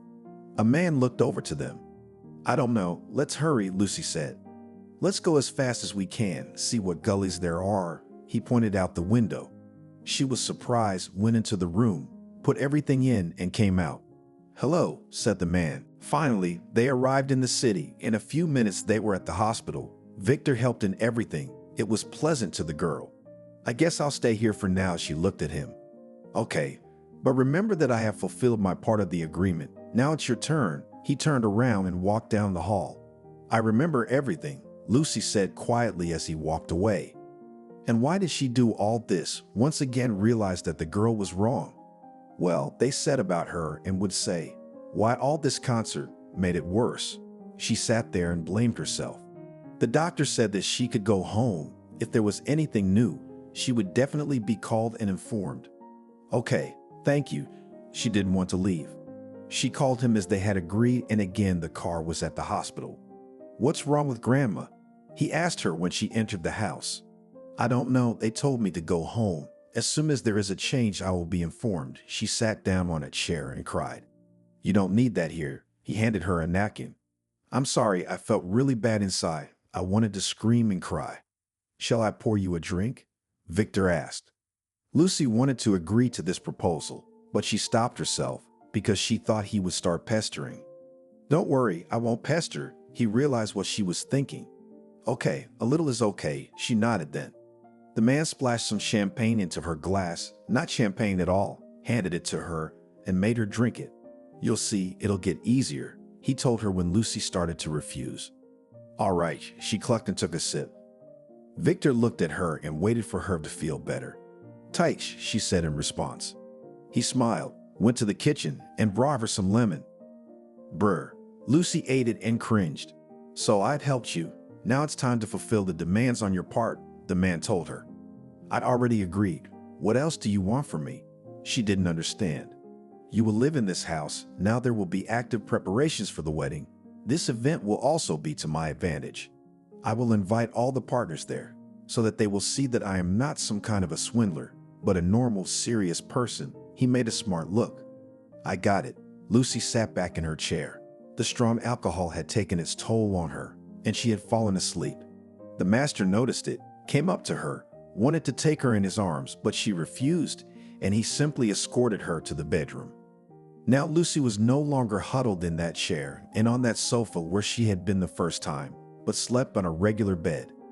In the morning, when she woke up, it took her a long time to realize where she was.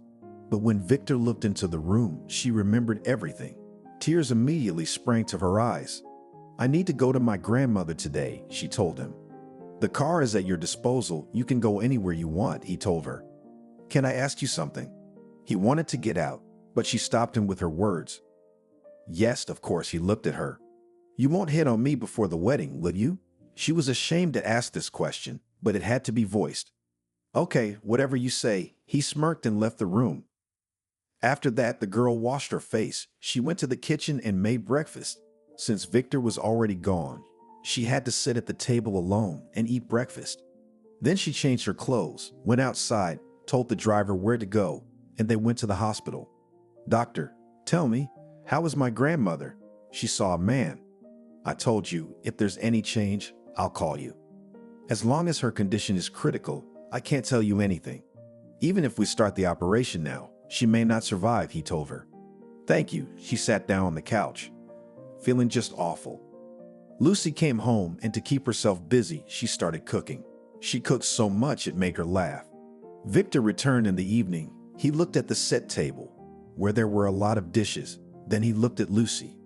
"Are we expecting someone?" he asked her. "No, the hospital told me today that my grandmother wasn't getting better, so I decided to distract myself," she told him the truth. Just transferring groceries, he looked at the table again. "Sorry." She didn't have any more words. "Okay, don't give me any apologies here. We have a very important meeting in a week's time, so you need to be at your best," he told her. "I got it." She went to her room after dinner. The words "all armed" meant that Lucy had to be well dressed, looking fresh, with a nice hairdo and everything else that went into it. All week the girl sat at home. She did not go out anywhere. Waiting for the call from the hospital, she realized that just to go, it would already be ridiculous. "Are you ready?" Victor came into her room just as they agreed. "Can't you see?" A gorgeous girl in a beautiful dress stood in front of him. "You're very beautiful," he told her. "Thank you." She was embarrassed. They arrived at the restaurant, and when the meeting had already started, Lucy saw her old acquaintance Ariane at the end of the hall. For some reason, she was so excited about this meeting that she couldn't help but approach her.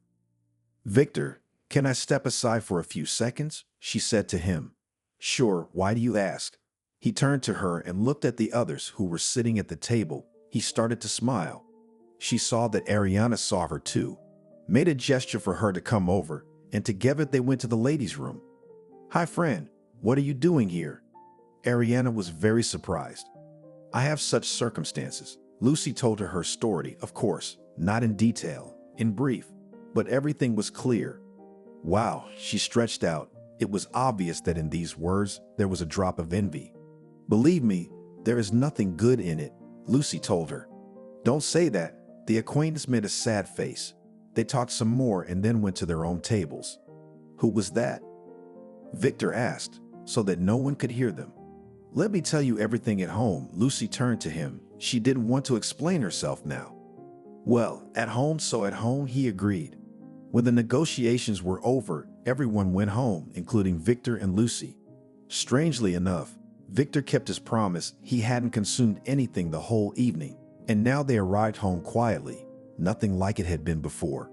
As they sat in the kitchen and discussed tonight, the man reminded the girl that she had promised to tell him about the person she had met at the restaurant. "It was an old acquaintance of mine who brought me to the place where you found me," she confessed to him, though she was ashamed. "That's it, you don't have to tell me anymore," he stopped her. After that, they both went to their rooms. Lucy laid down on the bed, but she couldn't sleep. All sorts of thoughts came into her head. She tossed from side to side, realizing that she wouldn't look good tomorrow, but Victor hadn't said they were going out. She fell asleep only when the first rays of the sun were already outside the window. But she didn't get much sleep. The phone rang. "Hello," she said into the receiver. "Hello, Lucy. I'm calling you about your grandmother." She heard a man's voice in the receiver. "Yes, what's wrong with her? Is she better? Is there any change?" She started pelting him with questions. "Unfortunately, I can't tell you anything. Your grandmother is no longer with us," he told her in a quiet voice. "No, it can't be," screamed Lucy into the phone. She was shaking. She didn't understand how. How could this happen? Why she was pulled out of so many situations. And now, what happened? She didn't even bother to change her clothes. She ran down to the first floor where Victor was drinking coffee. "What's wrong?" He looked at her. "Grandma, Grandma, Grandma, Grandma," she wailed. "What about Grandma?" He didn't understand. "She died today in the hospital. Now I got a call. She showed me the phone." "I see," Victor sighed. It seemed that he too was already regretting that he had taken all this on himself. "We'll go after her, won't we?" She waited for the man's answer. "Of course we will." He put the cup down and sent Lucy to change while he started making phone calls. "Thank you so much. You're so helpful," she told him. "It's okay," he told her, and then he stopped looking at her. What? She didn't understand. It turns out that in connection with the funeral of your grandmother, we will have to postpone the wedding. He knew such omens. I promise I'll do what I told you, she nodded, and there was no room for those thoughts. Victor paid for everything. They picked up their grandmother and took her to the village so her friends could say goodbye to her. Victor and Lucy sat in the house. The girl was wearing a black scarf, tears streaming down her face, and he didn't know what to do to support her. Why did she die? Why did she get sick? It was when you arrived that it happened. Maybe you said something to her or did something wrong. Lucy sobbed and assumed different options. I didn't do anything to anyone. Do you want to blame me for your grandmother's death? He didn't understand her. No, I don't want to blame you for anything. She realized she was wrong. Then what? Before he could say anything, a man in a cap walked into the house. Hey boss, how long can the car can stand? Let's go to the cemetery already, he said to him. Well, shall we go? Victor turned to her. Yes, of course, let's go. Everyone who wanted to loaded into the car, the rest into the bus. They drove to the local cemetery. What happened there?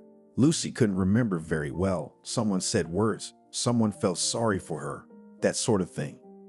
When it was all over, people were invited to the dining room so they could memorialize Maria. That was it. I was left alone, looking at Victor with Lucy's glassy eyes. Why alone? You have me. He took her hand. It's not real. She was in such a state that she was about to become hysterical.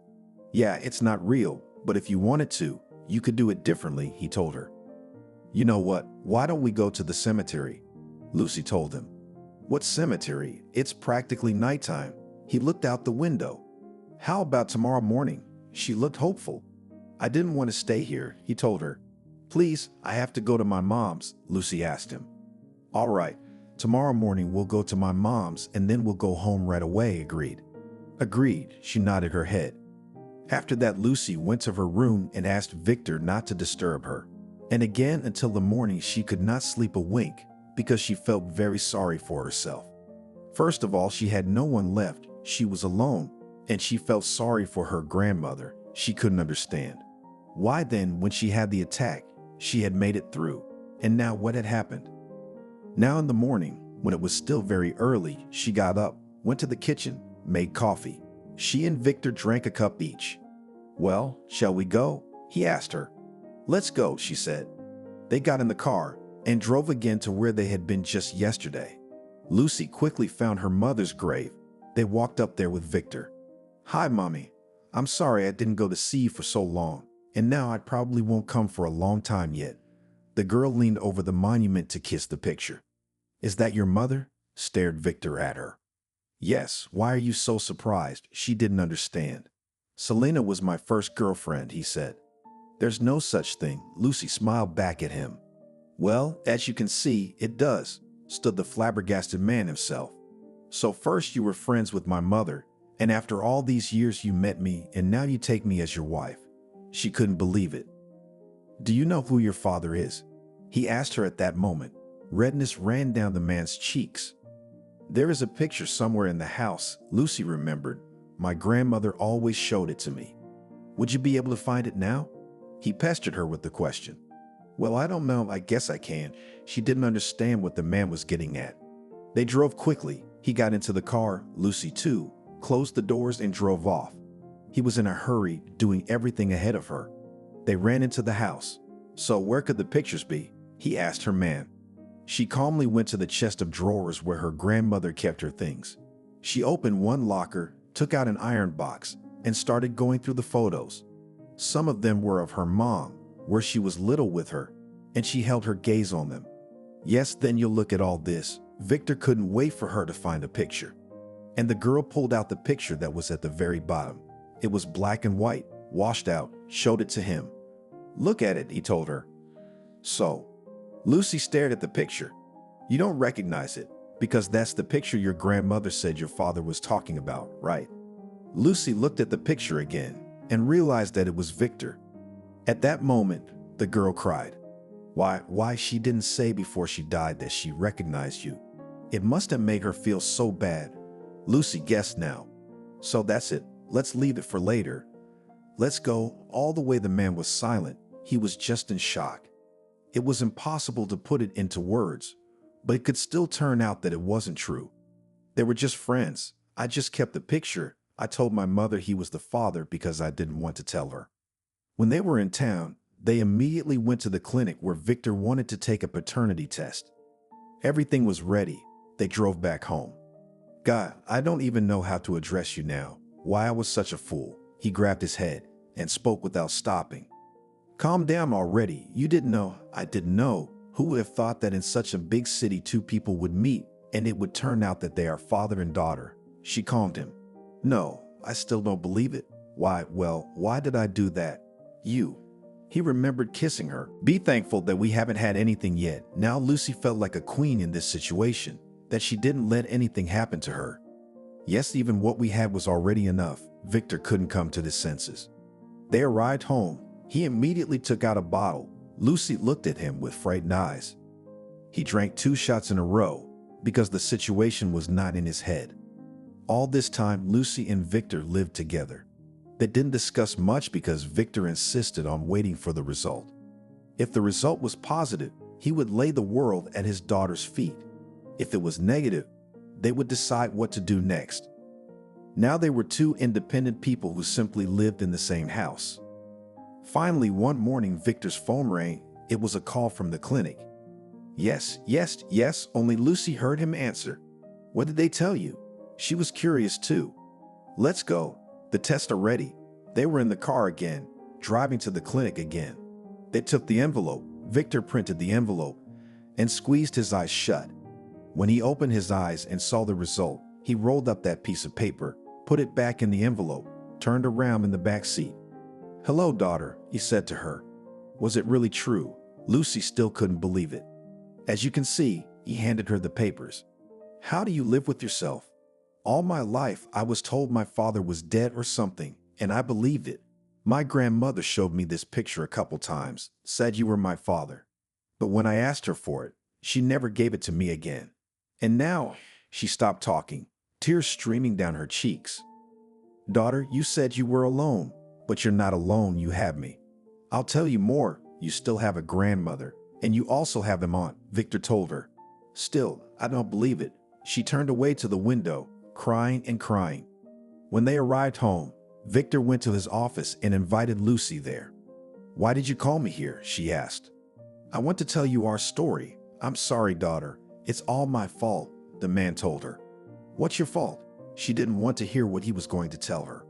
Do you realize how stony I feel right now? Victor was really sitting there all white. Okay, I'm listening, Lucy told him. My father had a good position at the factory, so when I graduated from school, he immediately put me in the same place where he worked, and not a small position. Frankly speaking, I enjoyed all the benefits of life. I could not go to work. I did not go. I could have fun in the evening. I had fun. You could say I lived on a wide lake. The man was silent. It was obvious that it was difficult for him to tell this story. And what happened next? Where and when you met my mother?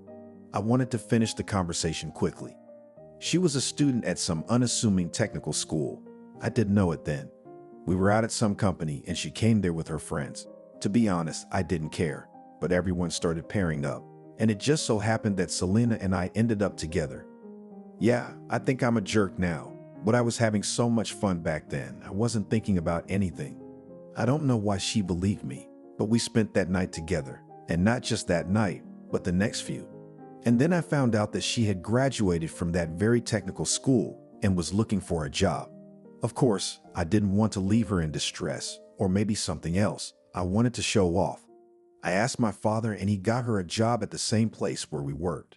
She worked. We kept seeing each other. But one day I got an offer to start my own business. I had a friend who was doing all this. I didn't refuse. I invested. And it turns out I never saw Selena again. The business started to flourish. Money came in. Naturally, there was drinking, partying, and a whole other relationship. Not even 3 months later, when she came to me and said that she was expecting a child, he was silent again, sighed heavily, left the office, and when he came back in his hands again was a bottle. Well, what happened next? Finish it. Did you quit or what? You sent her to the village. How did it happen? Lucy already wanted to hear the whole story. Well, what about her? It was like Lucy was nudging him to keep talking. What about her? She couldn't do anything because I asked my father to fire her, and he did. He couldn't help his son. What happened next, I don't know. I guess she went to her village, and how she died, I don't know that either. He poured the glass again and drank it. I'll tell you. Then Mom came to the village. You can imagine how the locals jumped on her when they saw her with a belly. They said all sorts of things. And when I was born, Mommy decided to commit suicide. Lucy was having a hard time talking too. Tears were flowing from her eyes again. Victor slid a glass to her. Drink it, it will be easier, he asked her. Thank you, I'm fine. So I don't know what pills she found there, but she drank them all. Lucy tilted her head, and at that moment she realized that she really needed a drink. Good for you, Victor told her, but you said your mother died when you were 6 years old. Yes, she did it earlier. She didn't die, but she damaged something in her body. After that, she got very sick. First one organ failed, then another. And in the end, I have not yet gone to the first grade, and I did not have a mommy. Looked at him with such anger that he was ready to fall under the ground. I'm sorry, daughter. He took her hands. Of course, where can I go now? She said with such anger that it was impossible not to hear. I thank fate that nothing terrible happened. He put his hands together, and I could have done such things. He sat there and couldn't even imagine it. After this conversation, Lucy wanted to leave, but the man wouldn't let her go. Where are you going to go? To that village where everyone talks nonsense about you? He stopped her. But I don't want to stay with you either. She looked at him with that murderous look again. Lucy, you're my only child. You know I can't do anything else. Now that I've found you, I don't want to lose you again. I begged her to stay. Okay, I'll stay, even though I have no desire to. She went back to her room, and now she knew that no one would touch her here. The next day at breakfast, they started talking about their studies. Would you like to graduate from your institute? He asked her. Of course, but I've already found out that I will not be accepted on the budget, only on a fee, she sighed. And what problems? You'll study on a fee. He was ready now for everything for the sake of his daughter. Thank you. If you do it, I will be very grateful, she thanked him. So about the study, agreed. Let's go on. He made some notes in his diary. What's next? She didn't understand. We have decided on the housing. You will live with me, study at the institute, and now I want to ask you about all my property, which will soon be yours. Looked questioningly, man. What are you saying? Why soon? She didn't understand. With my way of life, it is not a fact that I will last long. For some reason, he was sure of it. Okay, I agree to everything, but let's talk about the will later, said the girl. Okay, agreed. Now get ready. We'll go to your grandmother, he called her. Lucy, all this was unusual and interesting to meet a man who was her relative, but she had never seen him.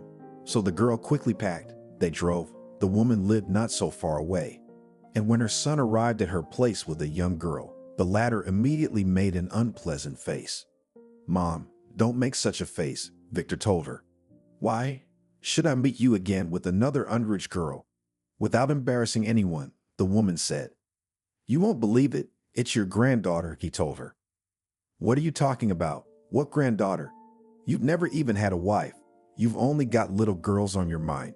And if any of them had given birth, the granddaughter would not be exactly as old as she is now. The woman did not believe him. We'll come in and tell you everything, he told her. All right, come in. But if it is not true, you get up and get out. It was obvious that the woman did not believe her son for a long time. They went to the kitchen. Lucy was mostly silent. Only Victor spoke. Of course, you don't know this girl, but my father, if he were alive, would prove to you that we were seeing Selena. I asked him to do something for me back then. So just recently, we met Lucy, and when her grandmother died, I realized that her mother Selena was the girl. He put the envelope with the DNA test on the table. The mother took it in her hands, read the whole thing, looked over at Lucy, and made big eyes. I'm sorry, baby, she said, and went over and hugged her. It's okay, I still can't accept it myself, Lucy told her. Why are we just sitting here? I've made pies since morning. The woman began to put various treats on the table. Don't have any, Lucy stopped her. How could I not? Of course you should. How could I not treat my granddaughter, whom I saw for the first time? The woman could not keep silent. "Why don't we call Kathy?" Victor suggested. "Sure, now we'll call her." The woman took the phone and dialed her daughter's number. After a short conversation, she turned to everyone smiling. "She had the same reaction as me," the mother said. Not an hour later, another woman arrived. She was looking at Lucy. "I couldn't believe it until they told her the same story and showed her all the forensics. After that," she cried. "You've been a dummy since you were a kid," she said to her brother. "But now everything will be different. Believe me," he answered the women. All sat down at the table, began to talk, asking Lucy how things were, what and what. In the evening, when she and Victor were driving home, she turned to him. Lucy had wanted to tell him about it for a long time, but she hadn't dared to. "Please don't tell anyone where we met, okay?" "I'm ashamed," she asked him. Those memories were the hardest. When she thought about it, she not only blushed, everything inside clenched. "You what? If I tell any of my relatives where we met, then not only you, but also I will be ashamed." They drove home in silence.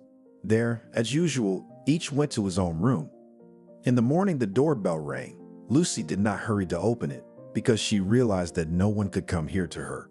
She just stepped out of her room to look. "I'll get it," her father told her and went to the door. He would never have done that before, but now he realized that he had to do it so his daughter wouldn't feel slighted.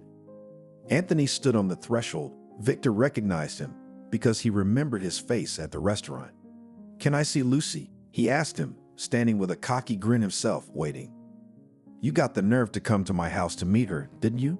The man asked him, anger boiling up inside him. "Why can't I see my girlfriend?" the guy asked cheekily. "Listen, get out of here," Victor asked him nicely. "And what will happen then?" He cackled and spit on the ground. "You'll see if you don't get out of here right now," the man threatened him. He was ready to grab him by the scruff of the neck and carry him to the gate himself. At that moment, Lucy was coming down the steps and saw the young man. At first, she was surprised at the insolence of the guy, but then she smiled because she thought of something. "Daddy, wait, don't send him away," she shouted, because she wanted everyone to hear. "What did you say?" Both Victor, who was surprised to be called that for the first time, and Anthony, who was surprised that it could be his father. Yes, that's my father." Surprised, she asked him. Lucy did it on purpose to make him realize that he was wrong to insult her and tell various tales in the village. Of course, in fact, it was unknown why Anthony came, but when he realized that it was Lucy's father and not her suitor, he immediately changed his anger into mercy. The boy smiled and called the girl out for a walk. "What? After all that you did for me, I have to go out with you, and then you go to the village again and start spreading rumors about me?" She looked at him with dislike. "Lucy," he said to her, "he who remembers the past will be the one who gets the eye," he said. "And not only that, but all out," she told him and closed the door.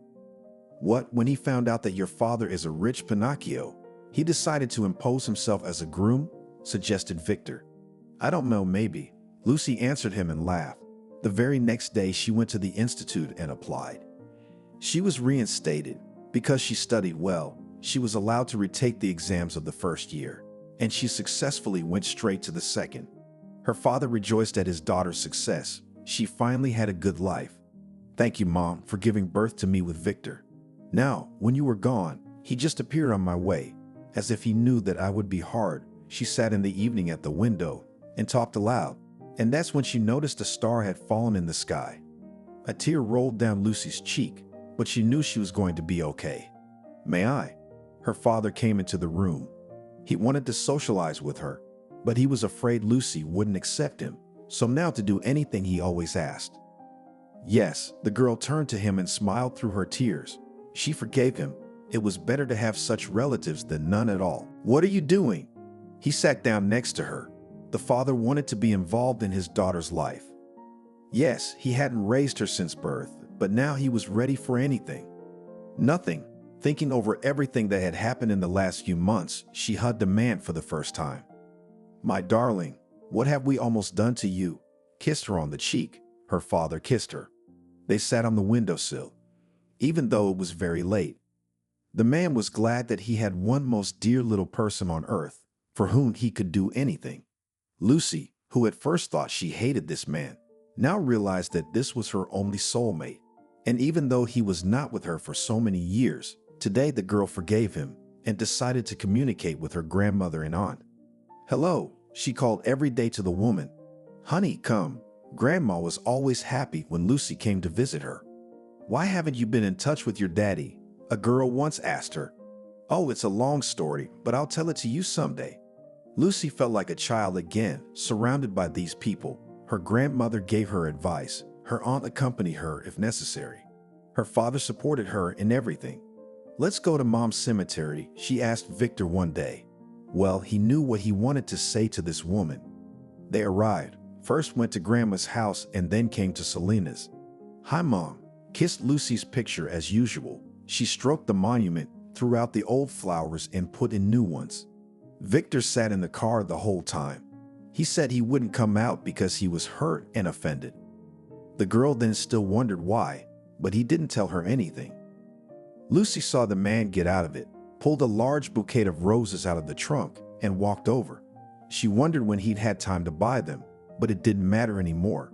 What mattered was that he was here and now, next to her, and she wanted her mother to see that they were together.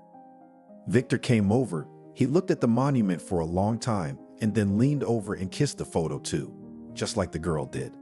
"Thank you for the daughter." He put flowers to her saree. After these words, Victor hugged his daughter and cried. Elizabeth was sure as soon as her husband came home and ate a plate of her specialty borscht with smoked brisket, they immediately reconciled. Borscht was her best dish, and cooking it was always akin to meditation for her. Fry the onions until golden.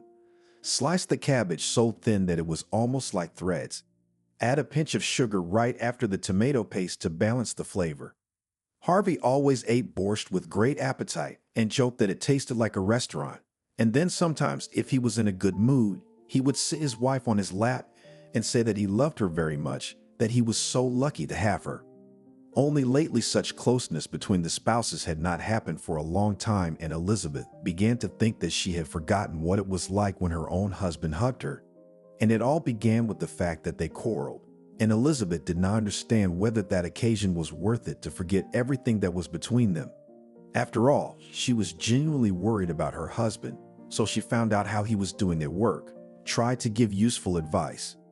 In general, Harvey did not like to share with her the details of his affairs, but she knew that he had parked a working truck unsuccessfully, so it happened that it drove into the chief's car, which from the collision of the bumper became like a crumpled tin can. Harvey was only partly to blame. That day the asphalt in the city suddenly froze, and the janitor, responsible for the order, specifically in that parking lot, was completely unprepared for it. But the chief did not want to listen to anything and shook with Harvey compensation, which was equal to the salary for 2 months. Elizabeth could understand why her husband's mood became disgusting, but could not understand. And on her why get angry, and only much later, looking back, she realized it was another grain of sand in the avalanche that their family relationship was collapsing altogether. But right now Elizabeth was not going to give up so easily. That's why she cooked her specialty borscht. Looking at the clock, her husband was late. Finally, it was time to throw in a pot of crushed garlic and leave it on a hot stove, let it infuse. Elizabeth took off her apron and hurried to her room to change. She chose a fitted dress of sky blue silk with small white polka dots. She twirled in front of the mirror, ran her palms over her figure, evaluating herself. Then she took off the headband, unraveled 2 spirals of hair, pulling them apart into careless curls, went over them lightly with a comb and added a little crimson and scarlet lipstick to her lips. Now she was good. From the hallway came the sound of keys jingling outside the front door. Harvey was back. Elizabeth, with the joy of a bird ready to greet the sun at the dawn of a new day, fluttered out to greet him. Her heart beat joyfully as it had the day he had asked her to be his wife. There had been misunderstandings, resentments. Let them be. But it's time to leave that in the past. And today it's time to start anew. How could it be otherwise? Elizabeth smiled as Harvey gave her a renewed life, feelings she had never known she had, and for that she was eternally grateful. Now they would make up and all would be well. A smile froze on Elizabeth's face when a girl walked through the door, ahead of her husband. A short, tight black dress, legs in boots, and black tights with stiletto heels as thin as matchsticks. The girl smelled of a sweet, sweet perfume.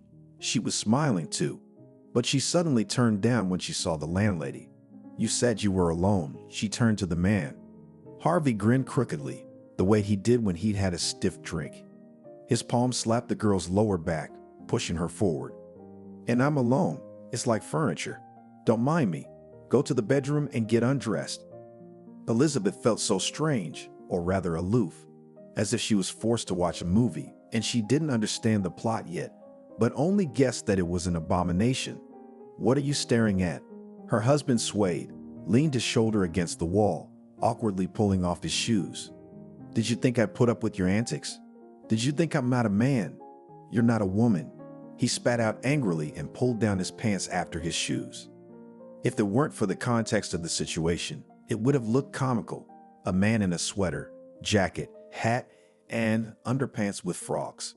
Harvey sniffed his nose and smelled the aroma of soup. "Go on, finish your borscht and stay put. I'll finish it." He grinned again. "I'll eat. And you think I decided to make room in my bunk, so you have no right to complain." With these words, he went through the corridor and slammed the door to the bedroom, where the girl had hidden earlier, so hard that the plaster almost fell from the ceiling. Elizabeth stood in the same place, frozen as if her whole body had turned to stone. She tried to think, but instead she felt her heart pounding with frightening clarity, and it felt like her heart was going to jump out of her chest. She raised her hand and pressed her palm to her neck, as if checking what was in the way, why she couldn't breathe normally, what was choking her. Her cheeks became wet. Elizabeth wondered which of her neighbors had a dog whining so pitifully, long and lonely, bursting into tears. And the next moment she realized that it was she herself who was howling. And in general, she is already sitting on the floor, hunched over. And it seems that if it gets even a little bit worse, although it seems that there is nowhere else, she will simply disappear, dissolve from her grief, evaporate like a fog. But it didn't happen in a minute, not after 10. The stove beat from the kitchen, announcing that the buns with herbs, which she was going to serve with the borscht, were baked. She rose. Sounds came to her ears. A mishmash of sounds from the bedroom, and Elizabeth wondered aloofly how good her hearing was. She sighed, now without hysterics, evenly and deeply, so that her chest became tight and painful from the air. She exhaled, closed her eyes, squeezed tightly. Her husband had not cheated. He did what was far worse. He just killed everything that was between them. Walking over to the hallway closet, Elizabeth ripped its sash sideways and pulled her coat off the hanger. Smoky gray from a sale. She ran her fingers along the sleeve in light lint. It was the first thing Harvey had ever bought her. It seemed like an eternity since then, but in fact it had been just over a year since she had met him, since he had almost literally picked her up on the street, scared, lost, and so alone. Elizabeth put on her coat. She had recovered a bit since then, the clothes barely fitting together at her chest and waist. Now to put on her shoes, brown flat-toe boots, and these are the first shoes she bought on her first paycheck. As she remembers now, it was in the spring. She then worked at a cheese and sausage stand. Elizabeth reached for her purse. She stood on a pedestal in the hallway. Her cell phone was there. A simple push-button. Harvey had said she didn't need a smartphone, and she didn't mind. She even liked such a simple thing. Also in her purse were some papers, a handful of change. Elizabeth opened the door, crossed the threshold, and turned around.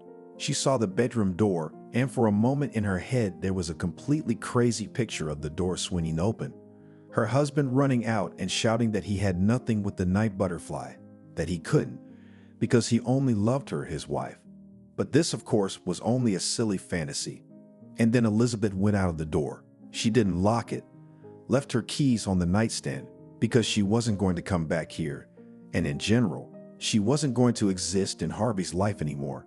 I went downstairs. Her feet quickly counted down the steps, first, second, third, fourth, 24th, and so on.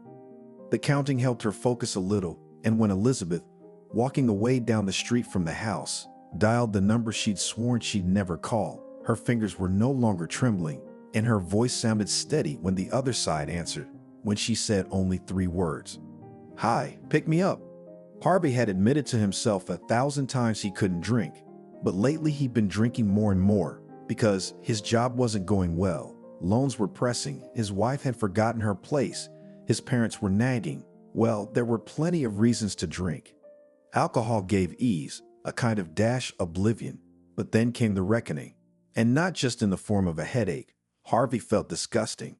And he remembered after the libations, that was as if a life stood before his eyes. His uncle Vadim, who died of white fever and had managed to do so much damage to his relatives that they preferred to forget everything about him, and even his grave was abandoned. Vadim nodded approvingly to his nephew, saying, "Keep up the good work, and soon you'll compare with me, or even surpass me."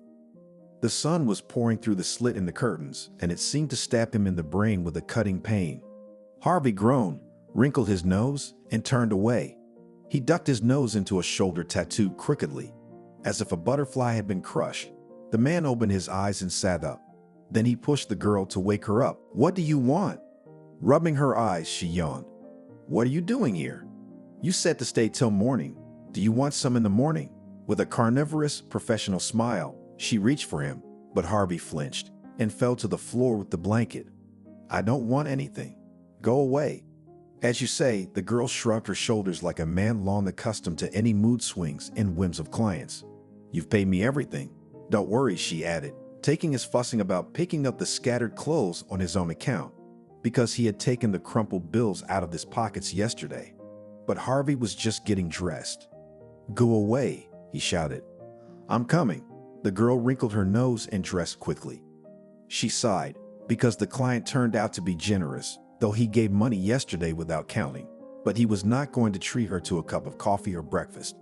However, taking into account that somewhere in the apartment his wife was, it would be awkward to linger here, even with her shameless profession. So the girl looked out of the bedroom, careful where the wife was. She'd been in a lot of trouble, but she wasn't going to add to that collection by attacking a jealous woman. Although judging by the reaction of the client's wife last night, she was the kind of woman who put up with everything from her pants in the house. Harvey tumbled out of the bedroom as the front door slammed. The call girl he picked up off the highway left. "Elizabeth?" he called out. In addition to the bedroom, the apartment still had a hall where he now stood, another small room, and of course the kitchen and bathroom. Harvey walked around the apartment.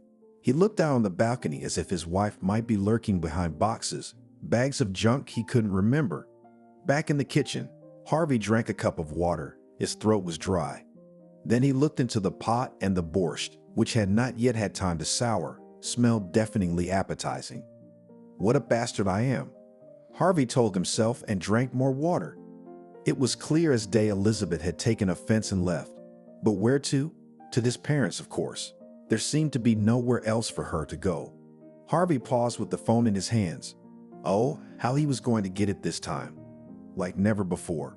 Because they'd had spats before, even fights, but never like this. Never like this. And it was really bad that he couldn't remember if it had happened with that girl. Like he passed out as soon as he entered the bedroom. Or was it? Because why else would she be in bed with him with no clothes on? Gritting his teeth in frustration, Harvey exhaled as if he were about to take a drink and dialed the number. After talking to his mother, Harvey sat down on a stool and thought hard. The wife wasn't there. His mother had no idea what had happened between them. She was talking about all sorts of silly things. About the fact that it was absolutely necessary to dig up the land at the cottage and bring dolomite flour because its acidity was wrong. About the fact that she had promised Elizabeth a recipe for peach pie, and please let her call, and she would dictate. Harvey's stomach rumbled as he skipped lunch yesterday and didn't eat dinner, but drank without snacking, and now his body was insistently making him realize what a wrong choice it had been. Only now Harvey could not eat. He began to call acquaintances, friends, and from whom he could hints and direct text asked, and if they do not have Elizabeth. Naturally, the acquaintances and friends quickly began to suspect something. At least Harvey was sure of it. "Did you have a fight?" Jacob asked. Jacob was his best friend, but he was the last person Harvey called, simply because he felt a desperate need to share his problem, and Elizabeth couldn't be at Jacob's house, because Jacob had moved to Spain years ago to live in Spain and then traveled around the world working in resorts. But that didn't stop them from being friends. "A little." "Have you been drinking?" Jacob said. I told you you didn't look like a human being when you were drunk, Jacob said. Harvey rolled his eyes.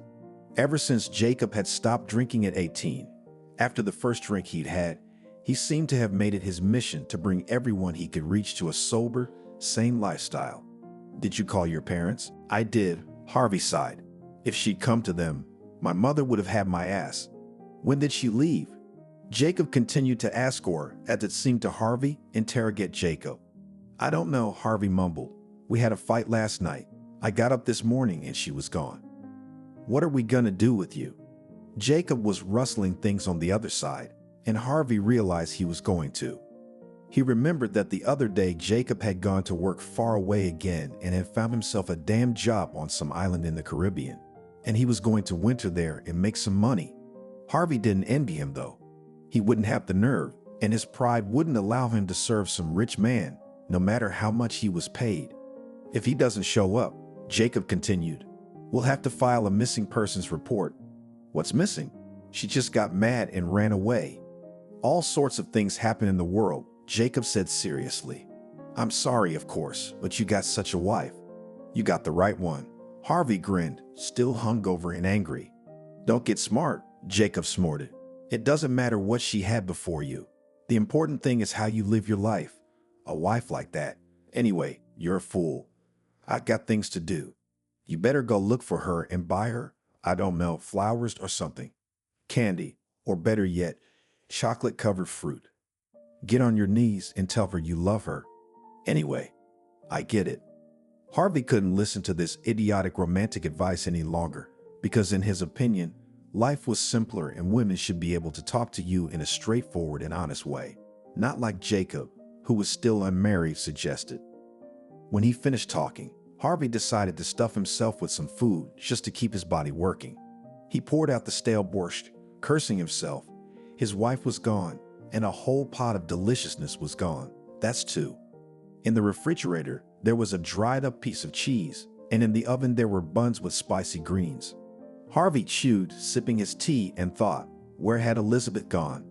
How to find her, and the main question was how to fix what he had done and get his wife back. In his 28, Harvey lived in his own apartment. Parents, after he graduated from university, traded his 3-bedroom in the center of the city and gave his son a living space with the aim that when his wife appears and children will not have to get into the mortgage. By diploma, Harvey was supposed to become a high school English teacher, but it did not work out because it was his mother who wanted him to go to the teachers, and this desire was explained by the fact that she herself had once traded this work for the status of housewife. Only Harvey realized that to sit in classes and teach a bunch of kids modern he cannot. It's not his and that's it. So, not without a huge scandal of course, he began to look for a place in life. He tried to work in a car repair shop and even did well, but then got bored as it was and went to the drivers. Now he was delivering goods around the city, but in the future he was looking forward to a long-haul trucker's business trips. Harvey liked that. No one stands over the soul, the road is winding, and there is no daily routine. In general, Harvey was in no hurry to start a serious relationship, to get married, but as his mother would say, fate had its own way. Just one rainy, gray autumn day, driving to the store where they ordered goods, Harvey suddenly grabbed the vision. That's how it stuck. A fragile female figure. A blonde woman with long curls that were wet and made her look like a lost mongrel was sitting on a bench, her face hidden in her palms. Are you all right, girl?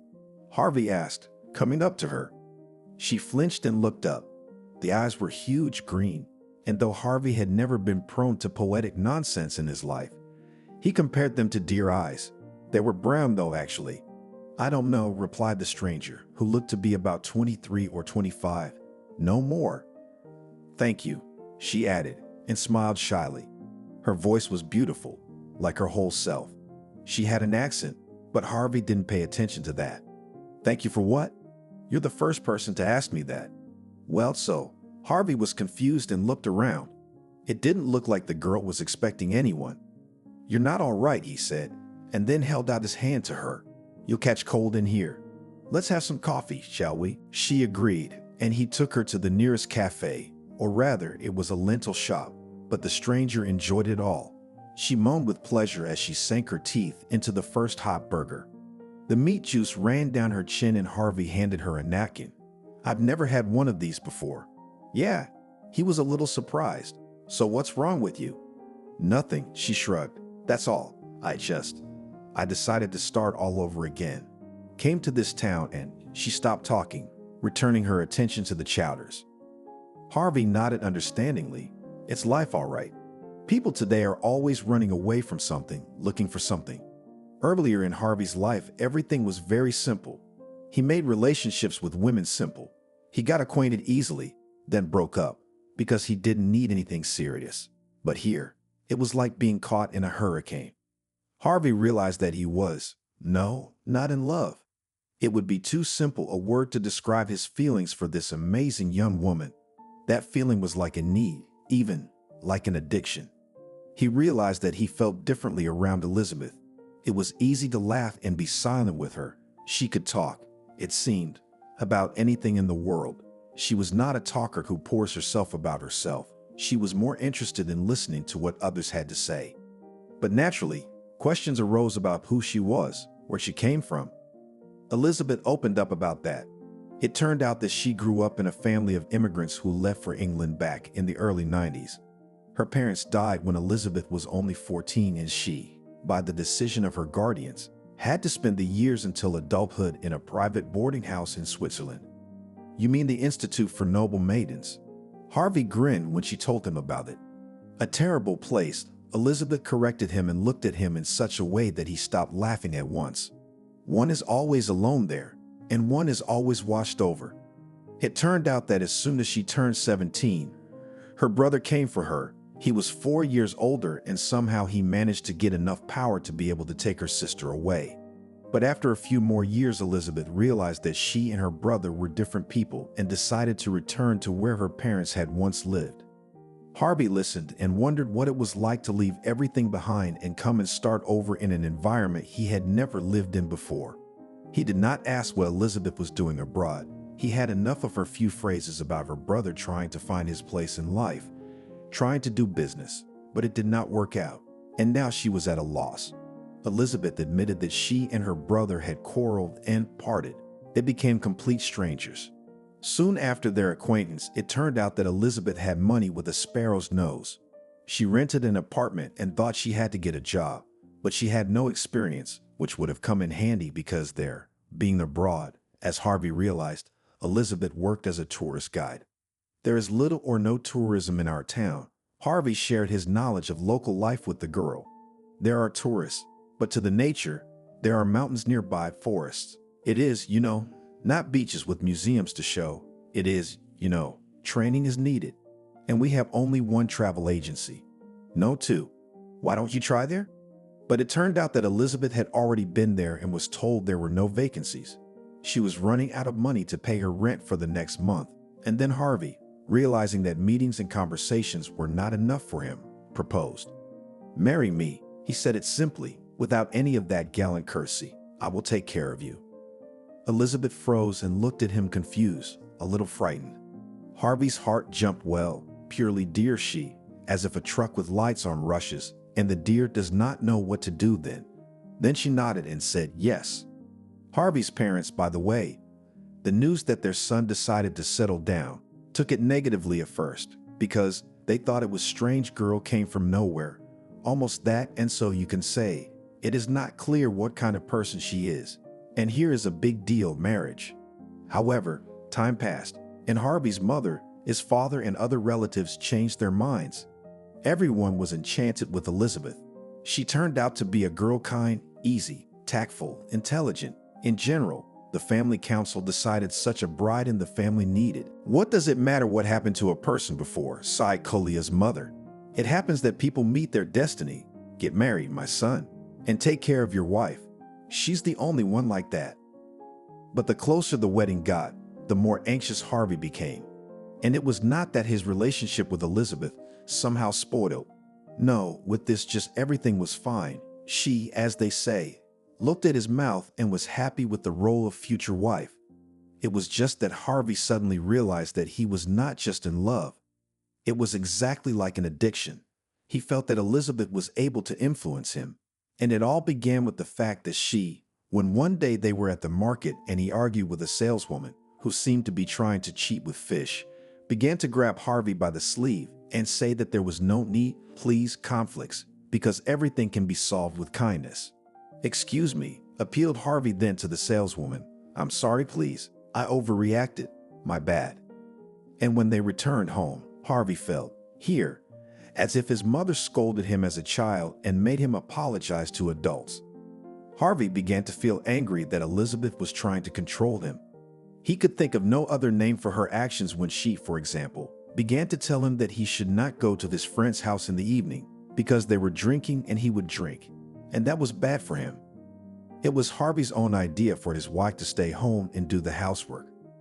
That was his position. He is a provider, and she creates coziness, cooks, cleans. I need a wife, not an educator. He threw it to Elizabeth the first time they fought. Then he apologized, of course. And then everything started to annoy him again. And in the way Elizaveta instructs him and in general, how she evenly arranges the cans and boxes of food in the locker, how she hangs the towels in the bathroom neatly like a ruler. And as if I didn't have enough to be nervous about, suddenly my wife got sick. Problems began as Harvey's mother, who was traveling with Elizabeth to clinics, shamefully explained. On the women's side, Elizabeth began to lie down more and more often, complaining of a sore stomach. And then on one far from beautiful day in the evening, when Harvey was hoping for a very pleasant night, she said that the doctor, forbade to perform conjugal duty for the time being. Then Elizabeth seemed to get better, and then she was sick again.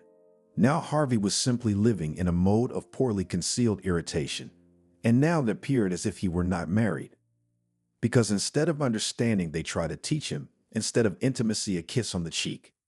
But the last straw was that his father and mother suddenly ran out of money and needed them urgently because the parents accidentally flooded the apartment of the neighbors below.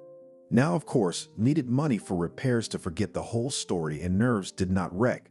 Then Harvey approached Elizabeth and asked, "And maybe we call your brother, maybe borrow from him on kinship can be." Elizabeth suddenly started crying. She began to say that she had asked Harvey that she wanted to forgive her past. He said that in fact, she was reacting abnormally. He had just asked. He was sick of it all. He was sick of her and his mother trying to tell him how to live his life, like trying to put him on a diet because his blood sugar was too high. Tired that his own wife refuses intimacy, and often not because she is sick, like treated and healthy, but because, no mood. Harvey threatened that he would not tolerate such treatment. The next day, Elizabeth pushed the sugar bowl away from him at breakfast, saying it was not good for coffee. So he got up and left the house without breakfast. And after work, he got drunk. And then he saw this girl in a short skirt on the highway, and he snapped. I decided that I had to teach my wife a lesson, so that she, smart as she is, would know her place. And now, in the morning, came the reckoning. After taking a pill for a headache, Harvey decided to take a nap and then, with a fresh head, so to speak, to think about what to do next. When he woke up, the hands were already past 7 in the evening, and the phone had a dozen missed calls. The pills seemed to help, but when Harvey dialed his mother when she tried to call, there was a reason for the migraine to return. "What the hell are you doing? Where's Elizabeth?" It turned out that family friends had managed to report to her that Harvey was suspiciously asking about his spouse. So he had to tell the truth. Well, part of it was that they'd had a fight, and the next morning Elizabeth was gone. "You should give you a good belt," gloomily said his father, who took the phone from his mother for a while. "Another man would have carried such a wife in his arms, but you. I guess we won't see grandchildren." Harvey wanted to bang his head against the wall. What a mess. And as if an annoying voice in his head was saying, "Have you thought, male dog, that from fun with night butterflies there are diseases? Maybe you've already contracted something nasty." Harvey doggedly surfed the internet for phone numbers of hospitals and horrible morgues. Harvey clutched the phone in his sweaty hands, hesitating to start calling too vividly. He imagined how he could suddenly be told that yes, there was a woman matching your description. She was in serious condition or dead. Harvey really didn't like to feel guilty, but right now, this feeling swamping him with guilt seemed so right. Yes, it was his fault. Yes, he's an idiot. Cheating on his wife. In the marital bed and in front of her. Humiliated her. Destroyed what was there. He went to the kitchen and drank a glass of ice water. It's time. Time to call him. But then the phone played a cheerful tune, announcing a voice message. Harvey jerked, turned it on. Elizabeth, her native voice. Except that's what she was saying. Don't look for it. Parting ways, he'd heard her. She's gone. She's not coming back. Harvey listened to the message a great many times. Everything became clear to him. His marriage was over. Lately, Harvey went to work through force. Everything was annoying. He thought about quitting and looking for something in some other place. The day after the betrayal fell on a day off, and it passed, as if bogged deeper and deeper in the swamp. Floundering and get out did not work. And when the new day, Harvey did not go, rushed to work because he knew it would forget about all this, will pull into the familiar routine, and at least for a while, but will be not so cloudy, not so sick at heart. However, of course, it was only a temporary respite. Harvey explained himself to his parents, his mom, dad, and then his cousin and some others. Anyway, he wasn't the only one listening to the message from Elizabeth. His mother was crying, his father was cursing, his relatives were shaking their heads and looking reproachful. Harvey felt strange. He wanted to rush between all these people and ask for advice on what to do, how to get his wife back. Or he wanted to take some of them by the scruff of the neck, shake them hard, and demand an answer to why they thought they had the right to teach him. Or do they live perfect lives themselves, without any mistakes, and have nothing to be ashamed of? Naturally, he tried to call Elizabeth, text and voice messages. But on the other side, there were only long beeps. Daughter, my heart is breaking. Harvey's mom appealed to her daughter-in-law's kindness. Honey, at least talk to me. How are you? Where are you? What's wrong with you? Harvey, I know he's a stranger to you now, but you're like our own. And one day, Elizabeth answered. Harvey found out when his mother called him and started yelling into the phone. And it wasn't happy news. It turned out that yes, Elizabeth misses her too, her mother-in-law. She is grateful to be welcomed as her own. But no, she can't go back. That she asked me to tell you it's too late. And she also asked to convey that she is grateful to Harvey for giving her days of happiness and love once upon a time. She also wanted me to tell you that she would try to get a divorce soon. You have a heart of stone. His mother told him, sobbing, and Harvey took the receiver away from his ear, wincing. His wife loved him. She was faithful, kind. You'll never have another like her. Harvey didn't immediately realize why they were looking at him like that. He was standing in line at the cash register of a gas station convenience store, and he didn't realize that he was listening to all this by accidentally turning on the speaker on his smartphone, which means that everyone around him heard everything perfectly well. Flushed with shame, Harvey threw some bills on the counter and muttered that he didn't need change, grabbed his coffee and sandwich and ran out into the street. How sick he felt. Meanwhile, time was passing, time was flying. October was coming to an end and autumn was taking over the city more and more, ripping off the furiously variegated leaves, exposing the sharp branches, pouring icy rains, and as if sucking the colors out of the surrounding reality. How are you? Harvey Jacob called one day. How do you think? Harvey grinned grimly. He was standing at the stove, pouring the contents of a jar labeled canned borscht. Dine at home. Okay, I get it, Jacob coughed. Let's not pour salt on the wound, as they say. Are you working? Harvey asked indifferently, stirring what was spilling into the pot. The cabbage was suspiciously faded and seemed rubbery. I'm working, replied his friend with genuine cheerfulness. It's so beautiful here. The palm trees, the sea, and the crowd. Jacob rolled his eyes, but he couldn't understand his friend, with whom he'd shared a sandbox. What kind of joy is it to hop around with a tray between rich people who, from their millions, which, by the way, may have been obtained dishonestly, give you crumbs like a sparrow crumbles a bun in the park? The girls, I'll tell you, top class. They're all models, Jacob went on. Yeah, Harvey said, and remembering that he needed to salt the brew, he reached for the salt shaker. The plastic lid of the salt shaker suddenly snapped off, and the contents spilled thickly into the pot. Harvey was ready to cry out. Everything was falling out of his hands. He couldn't cook, could he? He grinned mirthfully. My mom used to cook before, and then after he moved out, he'd eat half-finished meals and go to her place for lunches because my parents lived across the street. Then Elizabeth cooked. Variety, delicious, and now I'm on my own. I could have dropped in on my mother, but I didn't have the strength to listen to her heavy sighs about her ruined marriage. We're having a picnic on the yacht tonight, Jacob said. I'm off. I got work to do. Harvey put the phone away, fished out the salt shaker lid. He waited for the time indicated on the label. The borscht was edible, though oversalted, but it was nothing like the borscht Elizabeth had made. Men don't cry, Harvey told himself, and sliced the bread thickly and sat down to eat. Although the thermometer showed 32 degrees of heat and the time was just approaching noon, Jacob did not feel fatigued, but was full of fresh energy. Yes, he was fortunate enough to genuinely love his work, and he saw no reason to be ashamed of it. His mother, by the way, did not approve of the fact that her son, who had a higher education, and even a law degree by the way, was working as a waiter, but Jacob was fine with it. Your cocktail, sir, he said in decent English to the man in the white suit. He nodded absent-mindedly and took a glass filled with tropical fruit juices mixed with coffee and crushed ice. The yacht froze on the mirror-like surface of the Caribbean Sea, reflecting the cloudless sky. There was a flock of dolphins tumbling about. People on the yacht were deciding serious business matters, and big numbers were being talked about. Jacob caught the words £6 million sterling, but he didn't care, or rather, he didn't seem to be listening. And even less did he show that he knew some of the people he served drinks and appetizers to very well.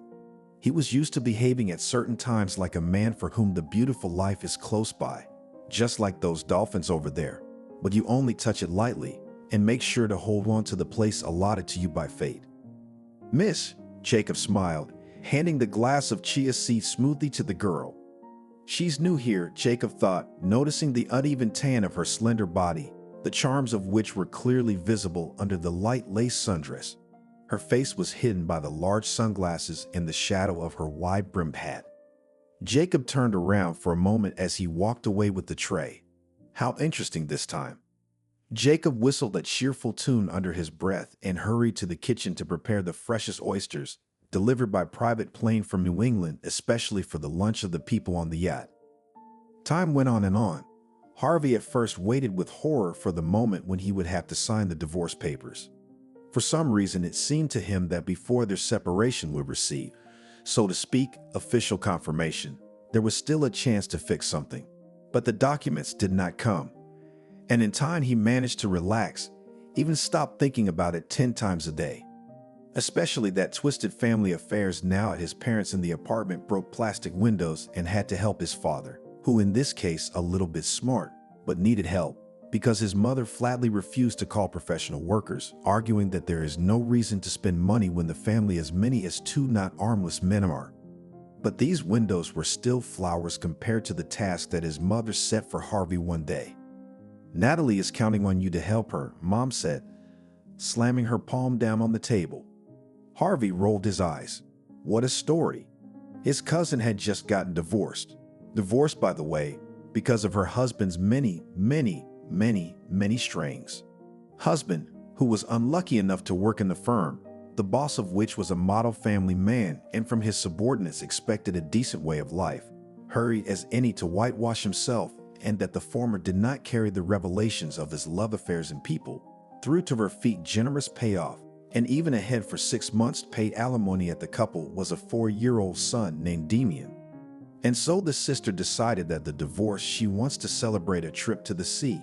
The child left on native babysitters was enough, and herself was going to divorce. Mom, and why me? Stretched Harvey, who sincerely did not understand where he was pulled. Mom sighed and began to chew on it. Turned out that Natalie alone is afraid to go abroad, afraid that it is not safe for a young and pretty woman. Harvey held back a chuckle. It always seemed to him that it is almost every member of the male sex is not safe next to his sister is. She's a hurricane, and a little harpy if not in spirit. Then his mother added that Harvey himself, by the way, was beginning a legal vacation, and there was nothing to sulk at home. He, too, needed to unwind. And besides, it turned out that Natalie originally wanted to fly with her girlfriend. but she could not due to family reasons, and the travel agency does not want to return the money and to argue with them for a long time, and it turns out that not to waste the good. Departure was scheduled in a week. Rest was planned on one of the islands in the Caribbean Sea, in a hotel with 4 stars and all-inclusive program. "Go, son," Harvey winked at his father. "If your mother would let me go, I'd love to.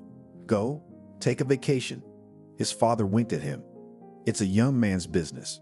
"Shut up, you lecture." My wife jokingly swung at my father. "Anyway, Harvey, pack your things. You already have a passport, by the way. We didn't have time to go to the sea with Elizabeth." Her mother added quietly. And that's how something turned over in Harvey. He realized that just cannot stand his vacation next to his relatives to spend, to listen constantly about what he is a worthless ex-husband. What a wife missed. "Okay," said Harvey, rising from the plush chair decorating the living room parents. "Okay, I'm going." By the time the plane took off, Harvey had already regretted his decision and even understood his sister's ex-husband a little. Because Natalie, that Natalie, she hadn't changed a bit since kindergarten.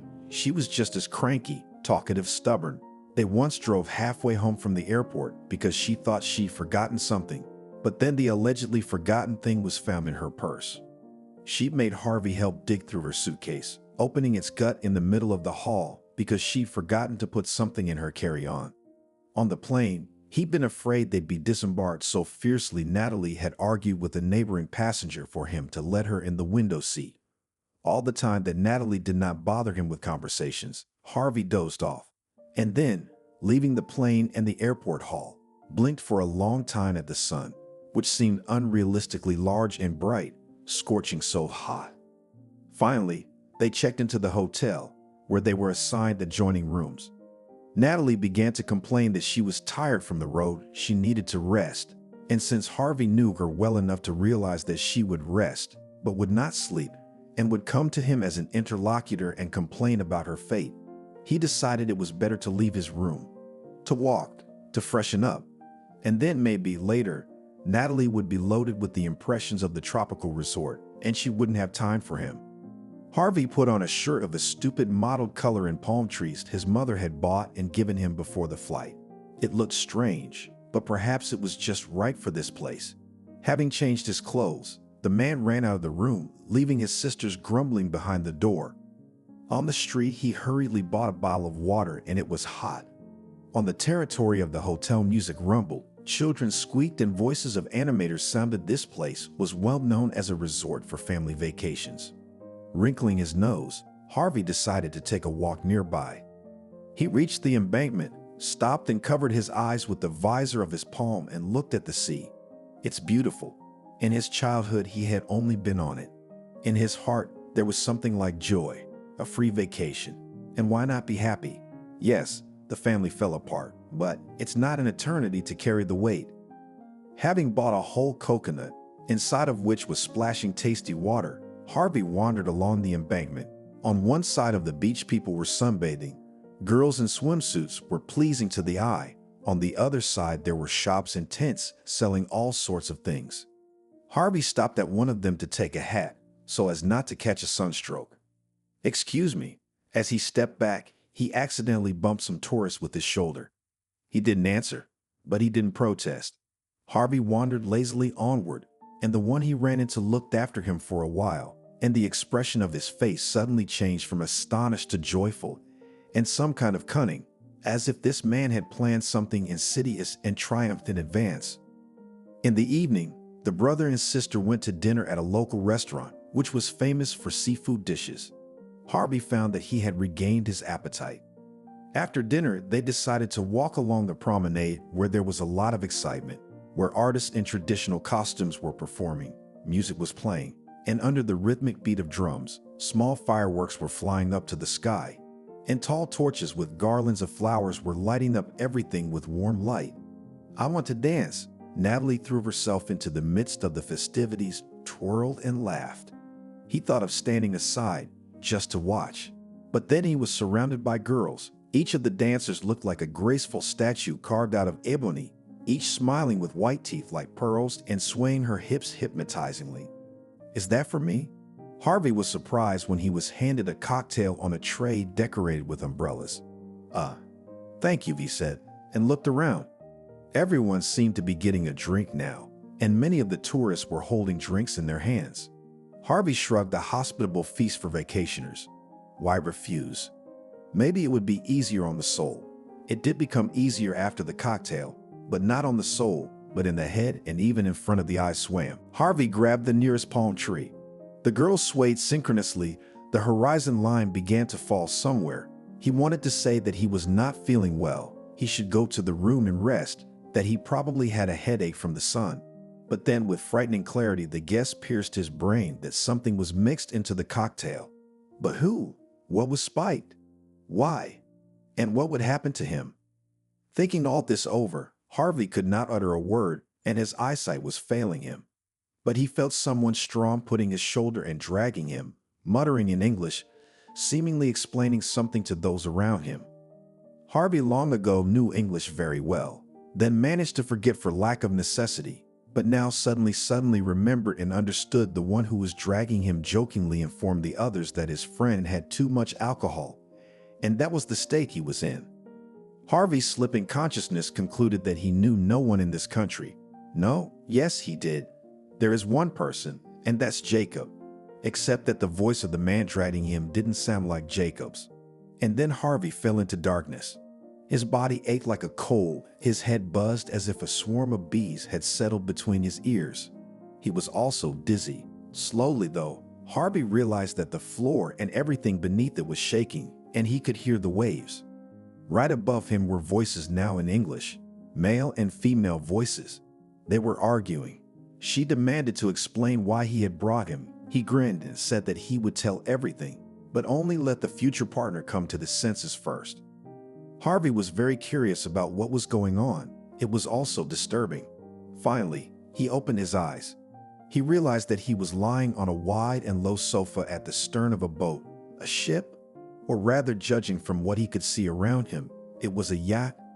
The sun was rising over the horizon and was blinding, preventing a clear view of the people leaning over him. But the man with the voice familiar from the moment of the kidnapping, Harvey did not like such a wimpy type, a kind of Mr. Tough guy from an action movie. And the woman, Harvey squinted and thought that he must still be lying awake and dreaming, because that was impossible. Elizabeth? He asked, shocked, recognizing his ex-wife. Elizabeth stood with her arms folded across her chest and her head bowed. It was her, and at the same time it seemed like a stranger in front of him. The girl had visibly lost weight. Her collarbones, knees, and the points of her elbows protruded, but seemed only to emphasize more the gracefulness of her feminine figure. She had cut her hair short and changed the color. Instead of straw blonde, it was now brown with a Cleopatra-style bow. The breeze fluttered the skirt of a black strappy sundress. Wide bands of gold bracelets glittered on her tan wrists. Harvey could have sworn on anything that his wife had never looked more beautiful, and he'd never wanted to touch her so badly, without any erotic overtones, just to make sure she was real. Why did you bring him here? The marvelous vision in the form of his ex-wife snarled, addressing the unpleasant type. What the hell are you doing? Relaxed, the man grinned and opened the door, which had not been visible before, and took out a bottle with transparent contents from the refrigerator. Don't frown, or you'll get wrinkles here. He pointed with his finger. You'll get wrinkles. But I understand. He raised his hands conciliatorily.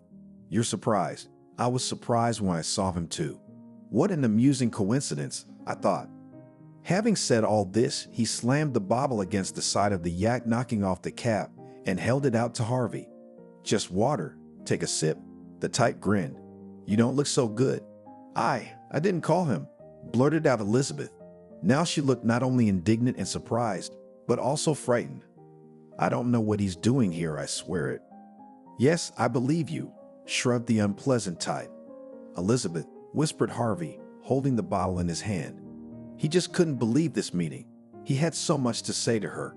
He was so absorbed in his impressions that for a few minutes he even put aside the burning question of why he was here and who had kidnapped him. Sighing, Harvey sipped cautiously. Truly, it was water, and he greedily clung to the bottle. So, what do we have? The obscure man sat down on the sofa, spreading his arms out on the board on either side of him. and we just didn't know where to get the right man, but fate had its way. What? No, you're not. That's impossible. We'll bring him back to shore immediately. Elizabeth held out her hand, pointing her finger at Harvey. Don't you dare bring him into this. Why? The man smirked and arched an eyebrow questioningly. From what you've told me about him, he's a good fit for us, and the fact that your ex is just going to make it easier. I hate him. Elizabeth gritted her teeth. You've ruined my whole life. I gave you the golden ticket, baby. You're the one who managed to tear it up and throw it away. But like I said, fortune is on our side. You can make it up to me. Rising, he cast an unreadable glance at the kidnapped man, then lightly, affectionately slapped his palm on Elizabeth's cheek and headed for the interior of the yacht. I'll tell the captain to make another lap around the bay. Meanwhile, you Chad and you. Explain to him what's going on and make it clear that he has no choice. Unless he wants to join our little party, well, you explain to him what you're risking in that case. The last words were strikingly different in intonation from everything that had been said before. They read the coldness and determination of a man who is used to doing things the way he thinks they should be done, and also the readiness to make sure that the people around him, if it so happens to help in this, as well as do not dare to interfere. Hello, Elizabeth said and smiled sadly, sat down next to me. I'm sorry. I didn't mean to. Harvey opened his mouth and closed it. Where to begin?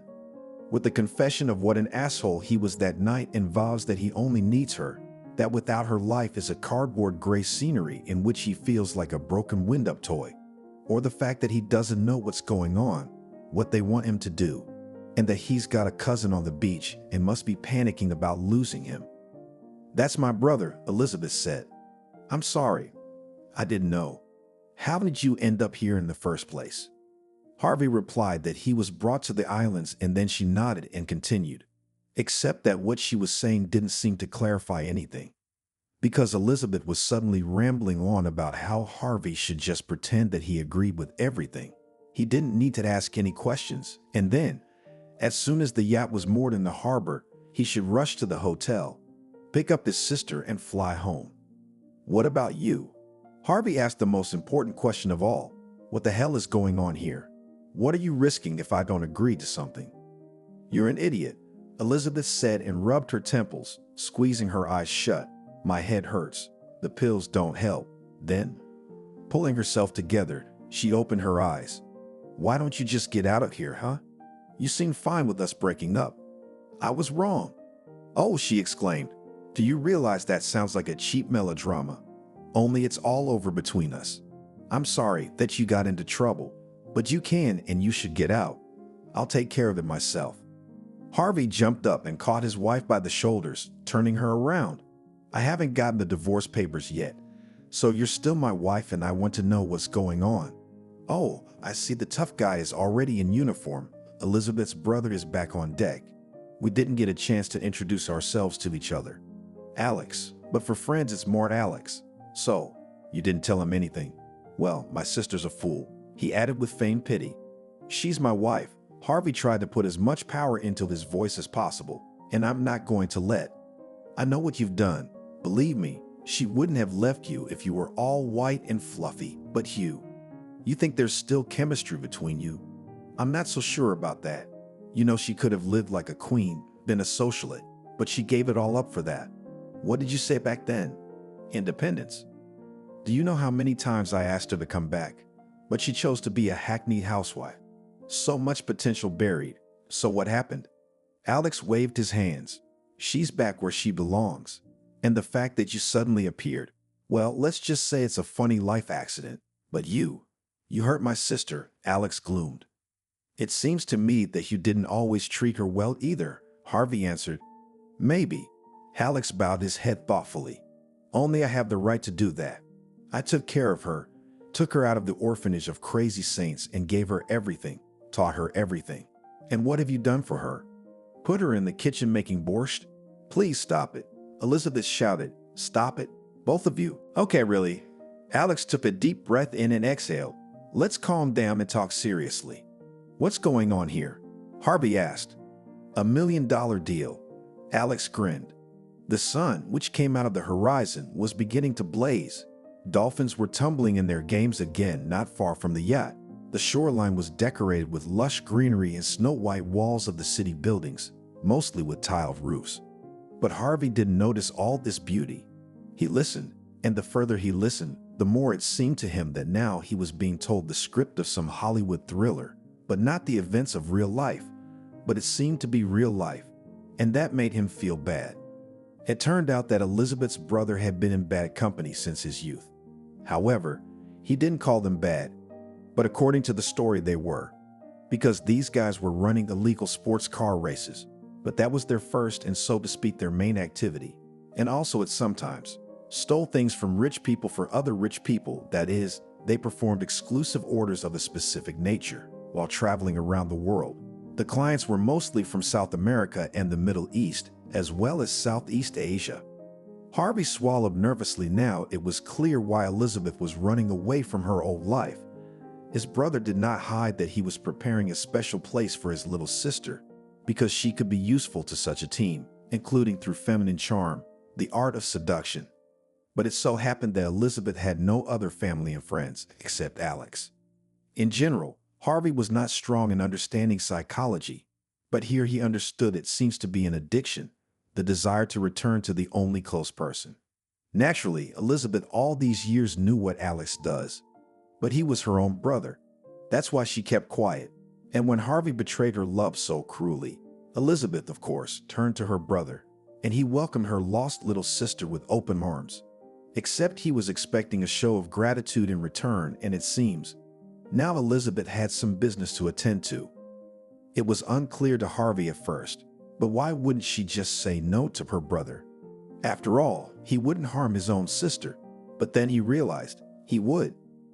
Alex had said that if Elizabeth refused, then, unfortunately, a very powerful man would know that she was involved in the disappearance of the diamond necklace from his safe. What nonsense! Harvey exclaimed. She's not a thief. I know that, sighed Alex. You know it. But the owner of the diamonds is sure that such a person as my sister, who suddenly came back to me, can't have nothing to do with it. You see, she lived with you for, what is it, a year? So insignificant compared to the amount of time she spent with me. Do you think he'll believe she was here by accident after her husband cheated? Ridiculous. Look at her. Alex suddenly grabbed Elizabeth by the waist, pulled her to him, and with the other hand grabbed her chin and forced her to lift her head. What kind of an idiot would believe that such a beautiful woman could be cheated on? No man could resist her.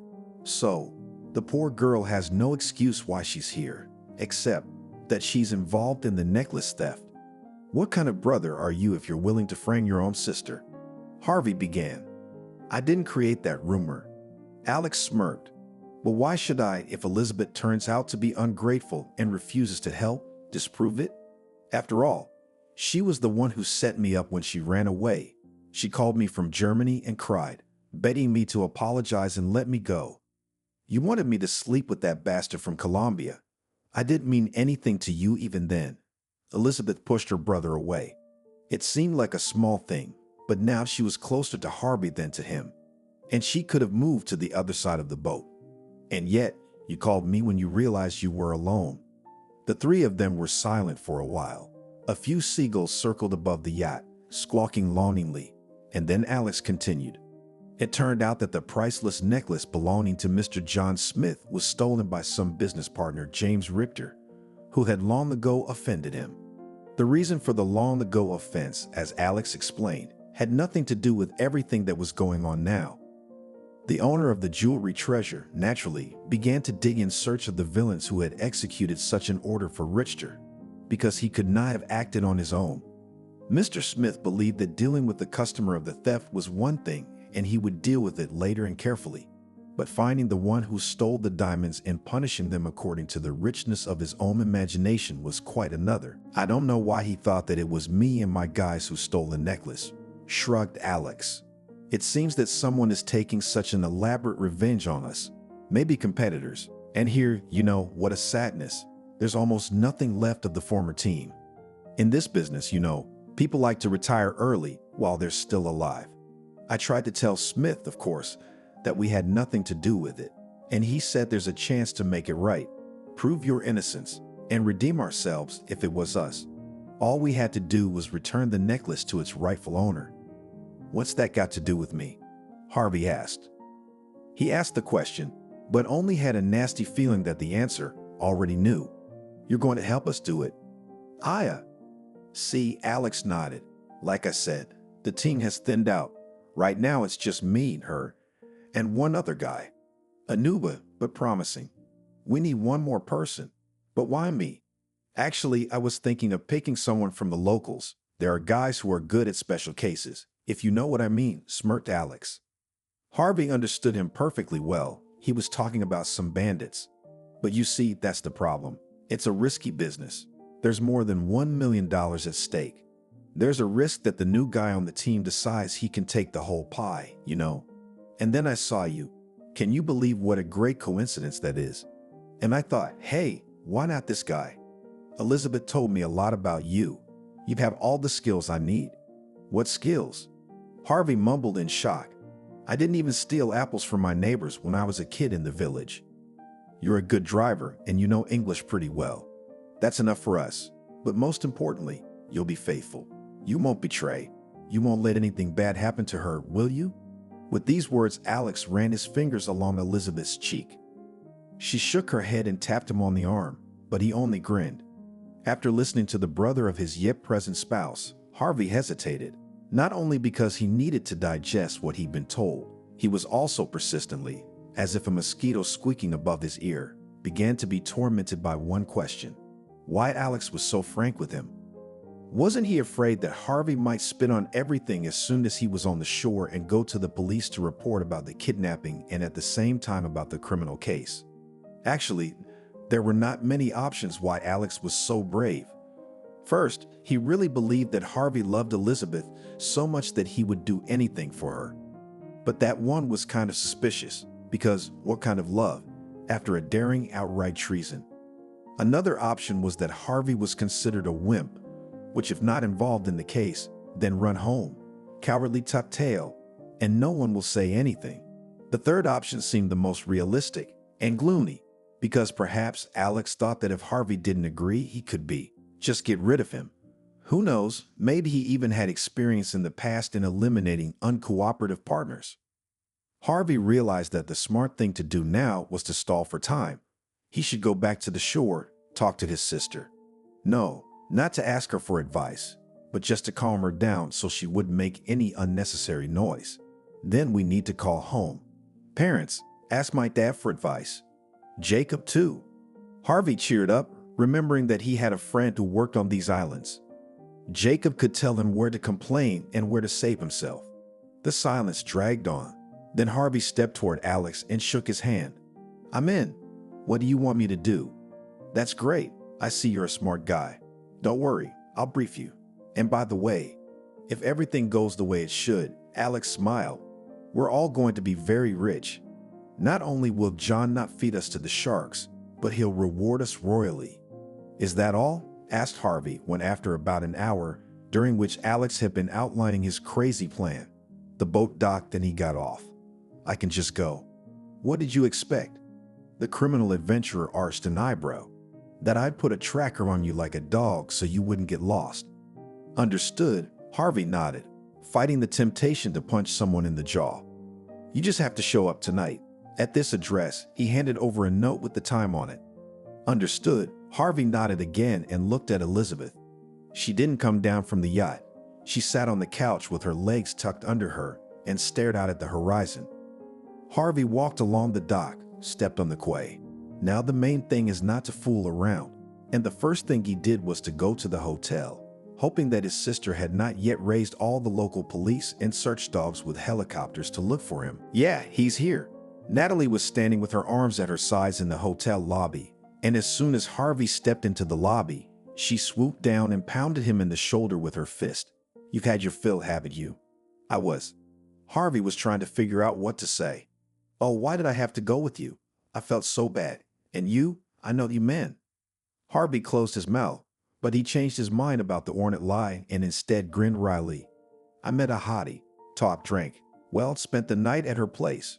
So what? You think I want to sit around with you all the time?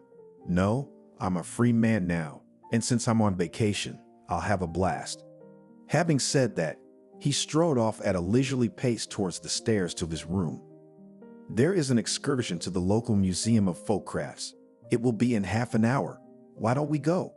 Okay, Natalie answered in a calm tone, and then to the cafe.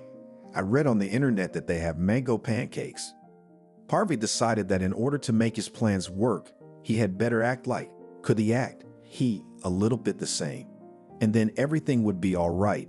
The main thing in all this fuss is not to involve his sister in any way. After a quick shower and a change of clothes, Harvey dialed Jacob's number. Come on, answer it. He paced nervously around the room and almost jumped when Jacob answered. That was great, Jacob said, pleased when he learned that Harvey had happened to be in the same place where he worked. Sure, we'll see each other. When the shift is over.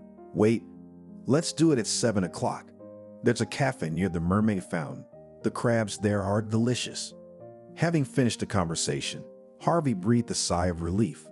Alex had told him to come at 9 o'clock at night to some alleyway where he didn't know where anything was. He'd be able to talk to Jacob 2 hours before that. That would give him time to figure out how to get out of it. When they met, they hugged each other tightly. Jacob, as always, was asking questions, giving them news. They ordered non-alcoholic beer and crabs. Harvey thought he wouldn't be able to swallow a bite, and he'd hardly eaten lunch, but to his own surprise, the juicy, white meat under the crab shells disappeared just like that. He told Jacob everything as it happened. He knew Jacob could be trusted. Jacob seemed to be a sensible guy. Harvey was glad on the one hand that things had worked out the way he wanted them to, but on the other hand, he was sorry that Harvey had left the country, because when your best friend lives nearby, it's easier. Jacob listened carefully. He was serious. You're in trouble, he said. Can you trust me? Can you trust me and not be afraid, not think I'll betray you? He added, and looked so intently, so piercingly into Harvey's eyes that it sent shivers down Harvey's spine. He nodded. It was a strange question, although the circumstances were pretty strange too.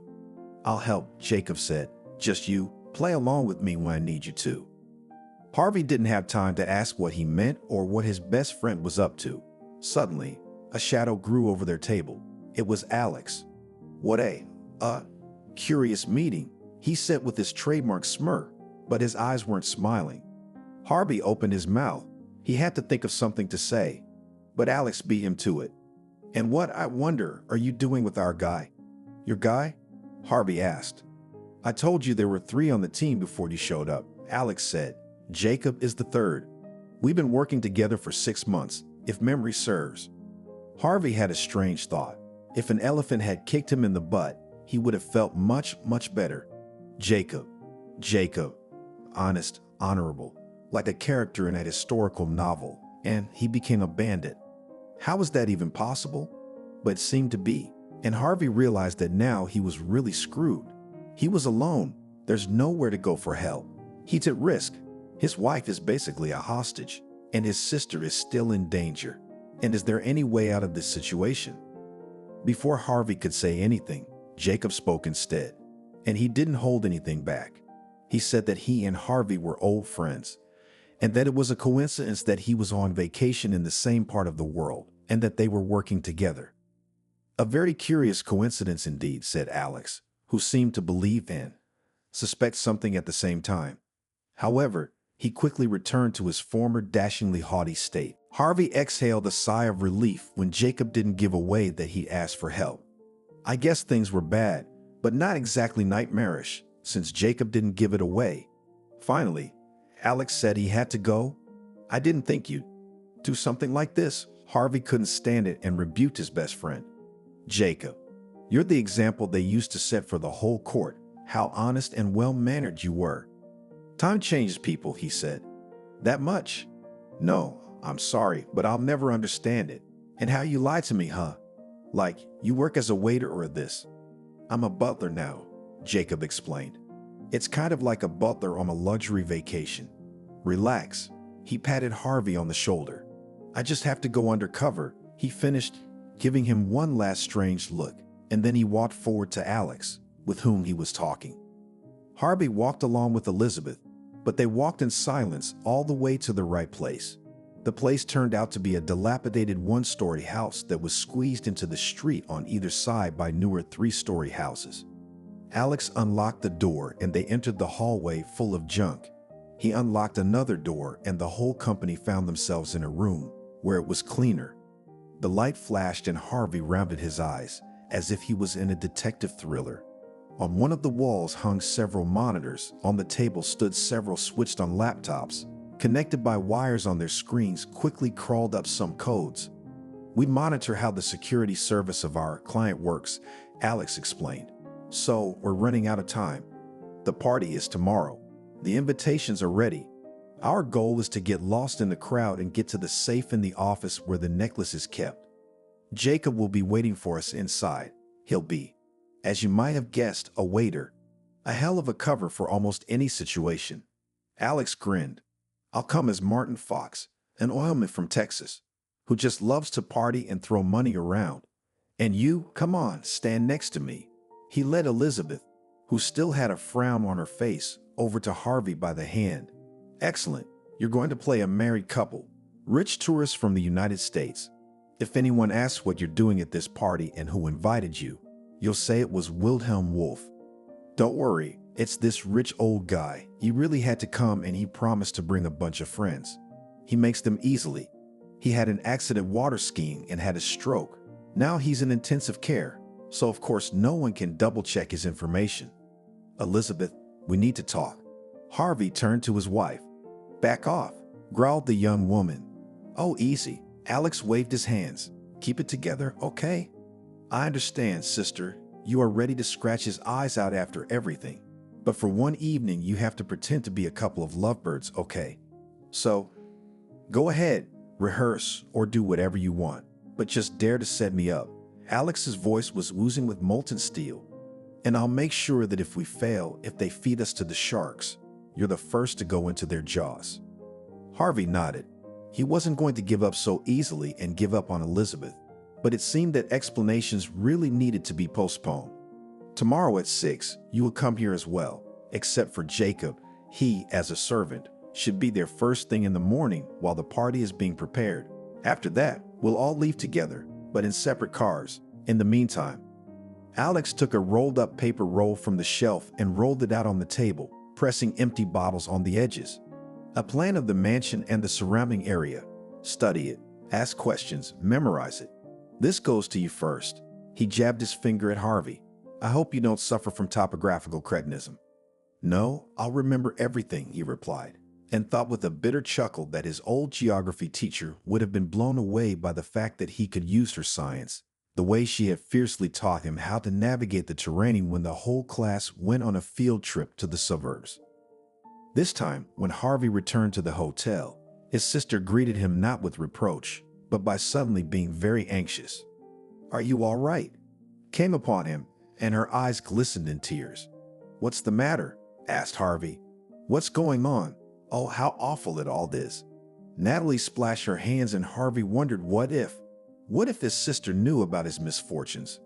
Then she would be in great danger. "You know, today a tourist had her cell phone taken out of her purse while she was waiting in line for a coconut.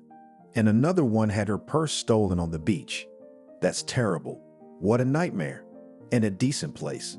No, it's impossible. It's all criminal. We have to be very careful." Harvey almost burst into hysterical laughter. He should have his sister's problems. What would her reaction be if she found out what kind of crime really lived here, and that he, Harvey, was going on a robbery for many millions of dollars? "Don't worry," he sighed, of course, without giving away his current worries. "I'll be home soon enough. Nothing bad is going to happen here, believe me. Come on, let's go to dinner."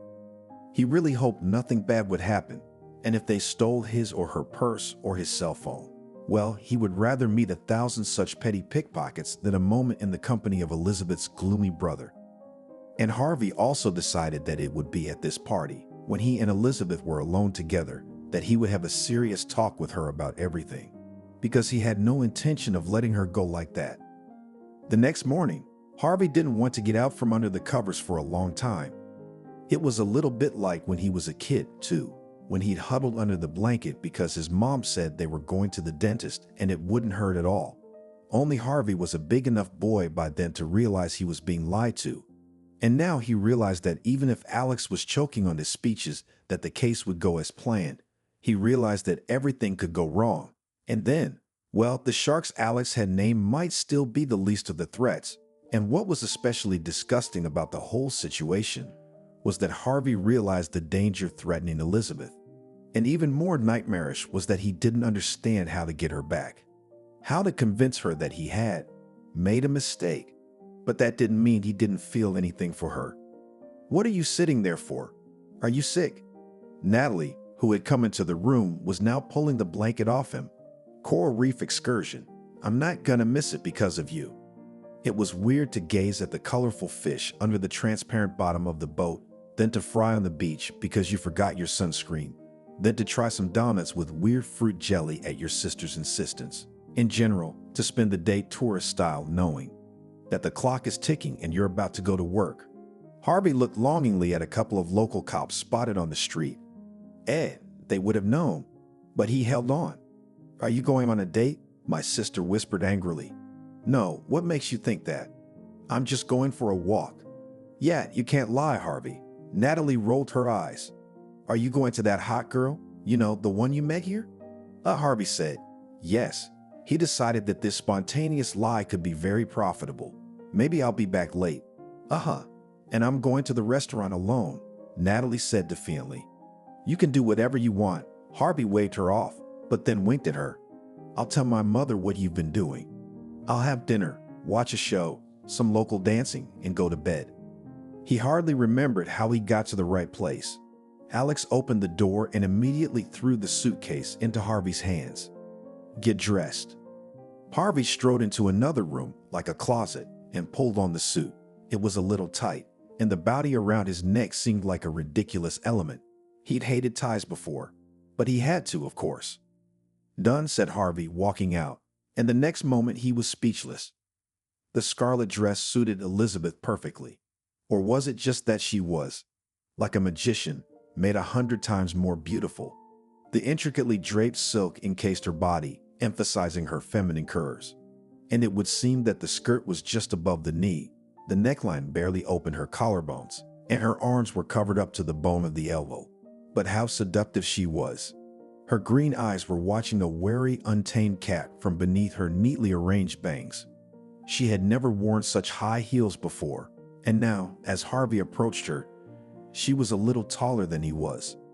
Brilliant.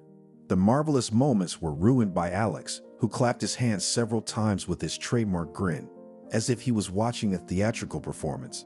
A beautiful couple. What an idiot you are, if you preferred the other one, no offense. In general, it was not worth dreaming that Elizabeth would forget the affair, but the fact that her brother reminded her of it right now made Harvey want to strangle him. They went outside and got into 2 cars. Harvey took a seat next to the driver's seat. Elizabeth smoothly turned from the narrow street to the normal road. "Elizabeth, be quiet," she said, looking sternly ahead of her. "I will not be silent," Harvey answered, and then he spoke about what a scoundrel he had been, about how wrong he had been, and that she had turned his life upside down, and so he, feeling infinite affection, was afraid of what he had never felt for anyone before. He spoke frankly and truthfully. He admitted that to forgive such a thing, well, probably impossible, but it is possible. To give a second, and he swears the only chance. The car passed the driveway, snaking between immaculately green English lawns, and stopped in front of the mansion. Elizabeth got out, tossed the keys to the valet boy. "I need to think." She was silent the whole way, and those were her first words to Harvey. Only 3 words, but how much they meant to him. They were the main thing that gave him hope. He gave her his hand, and they went up the broad staircase, at each end of which sat a mighty lion of black marble. Harvey handed the butler, or what else could the man be called, a couple of invitations. They were let through. He took a deep breath and exhaled game on. Every step of the way Harvey imagined that they would be exposed. He imagined colorfully how the master of the mansion would appear before them, make small talk, and then suddenly, at the snap of his fingers, the broad-shouldered security guards would appear and seize them. Elizabeth screams. She is dragged away, and he can't help her. He is powerless and realizes for the umpteenth time that if it weren't for his vile treason, she wouldn't be here at all. However, the slowly dragging moments added up to minutes and nothing happened. The master of the house did appear before them, but only to greet them, to wish them to enjoy the holiday. And then James Richter hurriedly stepped aside, must be, as Harvey realized, to greet the more important guests. Great. Jacob lingered nearby with a tray of black game appetizers. The house is clear from the veranda. I eliminated the guard. What did you do? Harvey's eyes widened. He's just sleeping. Jacob quirked an eyebrow. I'm not an idiot. Harvey realized that right now, their lives depended on their every action. In fact, their lives depended on it. But he didn't miss the opportunity and put his hand on his wife's waist. I think one could hear Elizabeth's teeth gritting, but she only smiled sweetly at him. When they entered the veranda, they actually had to step over the guard snoring on the floor. Then the map of the mansion as in his brain imprinted Harvey turned to the stairs, dragging his wife behind him. Up to the second floor, turn left, and there's the study. Shoo, Elizabeth said, and knelt in front of the door. Something thin and metallic flashed in her graceful fingers, and Harvey guessed it was a lockpick. So this is what she learned in her youth, Harvey thought, and swallowed hard, how much he didn't know about his wife. They entered the study, just a little lighted by a miniature flashlight. The safe was to be behind one of the paintings, and the beam had already picked out a portrait of some king, just what they needed. But then the flashlight beam disappeared because the light of the overhead lamps flooded the room. Harvey and Elizabeth turned around sharply. How unbecoming to repay hospitality like this. James Richter was standing across the hall, pointing a gun at them. I suppose you have come for the diamonds. Harvey stepped forward, blocking his wife. We were forced. How interesting. James grinned. I've never heard such an explanation before. Usually, thieves like to tell stories about terminally ill relatives. There was some movement behind Richter. The door to the balcony must have been ajar on the occasion of the heat, unprecedented even for the tropics, and now dark silhouettes were visible there. Harvey noticed it. Elizabeth, too, she pushed him lightly in the back. But Harvey, as if instinctively, realized not to let it show. This is definitely not mansion security. Look, you stole the necklace. Stole it. Well, of course you were told that. Grinned Richter. I returned it. You see, John Smith was supposed to marry my only daughter. Then he changed his mind, and he left my house, repaying my hospitality by doing what you are about to do. He stole what Queen Victoria herself had given my great-great-grandmother. I had to return it, that's all. But why did you go to the police? Harvey asked. In general, he did not care about the squabbles of these rich people. He was just stalling for time. The official way was too long. It was amazing how Richter's hand had not yet trembled in the tense and extended position he confidently held the gun. He would have had time to re-hide it. No. Can you imagine the insolence? To try and steal him away a second time. But fortunately, now I don't make the same mistakes. Why keep it in the same safe? No, the necklace is on the other side of the world, and in the safe. The man shrugged his shoulders. So some stocks and some change. Harvey was about to ask something else stupid, but then the door opened and Alex burst into the office. And he was armed too. Now the focus of Richard's attention shifted from the unlucky burglars to the protagonist of this daring attack. I always knew it, Alex threw down hard. If you want to do something good, you do it yourself. Open the damn safe. Get down, exclaimed Harvey and pushed his wife down into the side. Now she took cover behind the huge desk. With a shriek, Elizabeth covered her head with her hands and shrank into a ball, Harvey covering her as best he could. And with good reason. More people burst into the room from the balcony, sounds of desperate struggle. Then everything went quiet.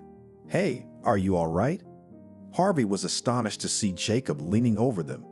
Alex was lying defeated on the floor with his hands behind his back. Richter had his palm pressed to his face, and it looked like his nose had been damaged in the fight. There were also people in local police uniforms and some strangers in ordinary clothes, but with faces hidden by frightening and carnival-like masks. What's going on? Elizabeth asked pitifully. It's over, Jacob replied. You are no longer your brother's prisoner. Elizabeth stared around with almost frantic eyes, and then, Suddenly, she burst into tears. Harvey happened to be there, and his wife was in his arms. He just wrapped his arms around her, protecting her, comforting, but gently, afraid that in the next moment she would rush away, push him away. But Elizabeth just cried. It was a very long night. The party was over and the guests were leaving in a hurry. Harvey, Elizabeth, and Jacob, as well as Richter, soon found themselves in an office, as Harvey realized, belonging to the local police. They were given the opportunity to all talk in private. Jacob explained everything. It turned out that he had indeed joined Alex as a member of his gang, but had only done so to stop him. Jacob said that for a couple of years now he has been working for a secret international organization that goes after criminals of all stripes. He explained that they don't belong to any country and are basically something like knights errant. Our services are used by small countries, usually island countries like this one. Your grandmother was right when she forbade you to read books about noble pirates and such things, Harvey said thoughtfully. I've grown up all right, Jacob said. Why did you tell me? Don't you have to keep secrets there, said Harvey. Theoretically, yes, Jacob nodded. But the thing is, I'm getting ready to leave. I'd had enough adventure for a couple years. And the paycheck, it'll allow me to settle down on a beach somewhere, maybe open a fish restaurant for tourists. As for my co-workers, he winked. You haven't seen their faces. Harvey nodded. It all sounded logical. Why isn't that guy handcuffed? He nodded at James Richter, who, by the way, did have a huge bruise on his face. Because he hired us, of course, having contacted the local authorities. We helped, let's say, to find out who Smith would send and to arrest him. Now Smith himself, of course, has some interesting stuff on him. He was aiming at me and my wife. Harvey was indignant. You're overreacting, James muttered. Harvey clenched his fists under the table. He knew it was stupid to fight, but he wanted to. Can't you do anything for Elizabeth? He turned to his friend. She's not.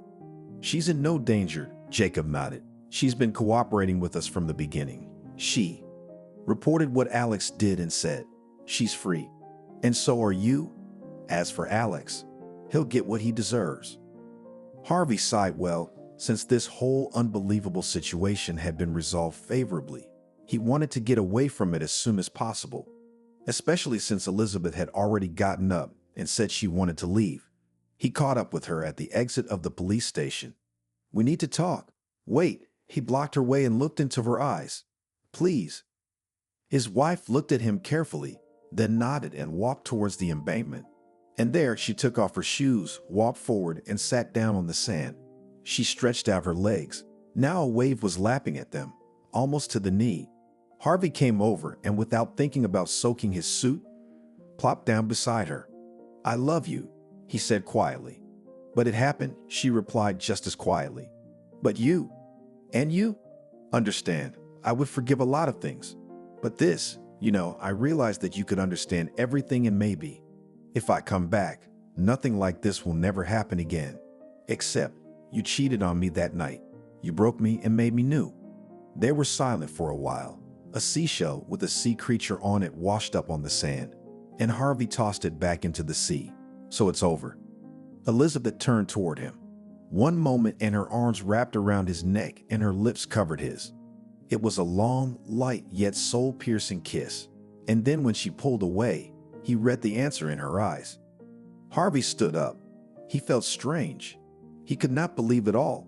And with it came a clear realization. It's true. I believe you'll be happy. You'll find a woman you'll love and she'll love you. You'll have children. And you? Me? Elizabeth said thoughtfully. I'll probably go somewhere. Jacob promised to borrow money. He's a good guy. I think I need to decide what I want in life. And then I'll be happy too. And you? Harvey struggled to say the words, but he couldn't keep quiet. You won't write me, will you? Never. And you won't call me. She was no longer looking at him. Her attention was fixed on the horizon, where the sun was rising rapidly. You realize that yourself? Harvey nodded. The unspoken words seemed to burn his throat, but then it got easier. Goodbye, he said. Goodbye, she replied. And then he turned and walked slowly away. He had to get back to the hotel. He went back to his room, took a shower, and went to take a nap. He woke up to a knock on the door. It was his sister. "You've been out all night again." She was indignant. "You'll sleep through breakfast. By the way, we have a return flight in the evening." "I'm resting." She threw an indignant glance at him when they went down to the cafe. "I'll have a lot to remember. And you? Going to your mistress." "Natalie," Harvey told her, "would you be so kind as to be quiet, at least for today, please?" Her sister snorted and shrugged her shoulders. They sat down to breakfast. Then they went to the local zoo and also bought souvenirs for their relatives. Then they were going to the airport. Harvey remembered various Hollywood melodramas, where at the end, one of the heroes is at the airport, and the other half, with whom they thought they had parted forever, suddenly appears there, and there is a happy reunion between them. Together with his sister, they have already passed customs, and the stewardess was already calling for boarding. And suddenly Harvey turned around. Elizabeth was standing there in the hall, and next to her was Jacob, his ex-wife and his best friend, whom something told him they weren't likely to see again, raised their hands and waved goodbye. Harvey didn't have the heart to do the same in return, so he just sent them a smile and a nod. "What are you digging around for? Come on." His sister tugged at his sleeve. And off he went, but he turned around again and saw Jacob and Elizabeth walking away. She had said Jacob had promised to help her, and now, as he watched them walk away holding hands, Harvey had no doubt that he would take care of his most precious woman. And he also thought that he would try very, very hard to be happy, as Elizabeth had said. He would always remember her and love her a little. But he let her go and wished her happiness. Soon the plane took off, and sitting in the seat, Harvey looked at the clouds and thought that he was very happy to finally return home.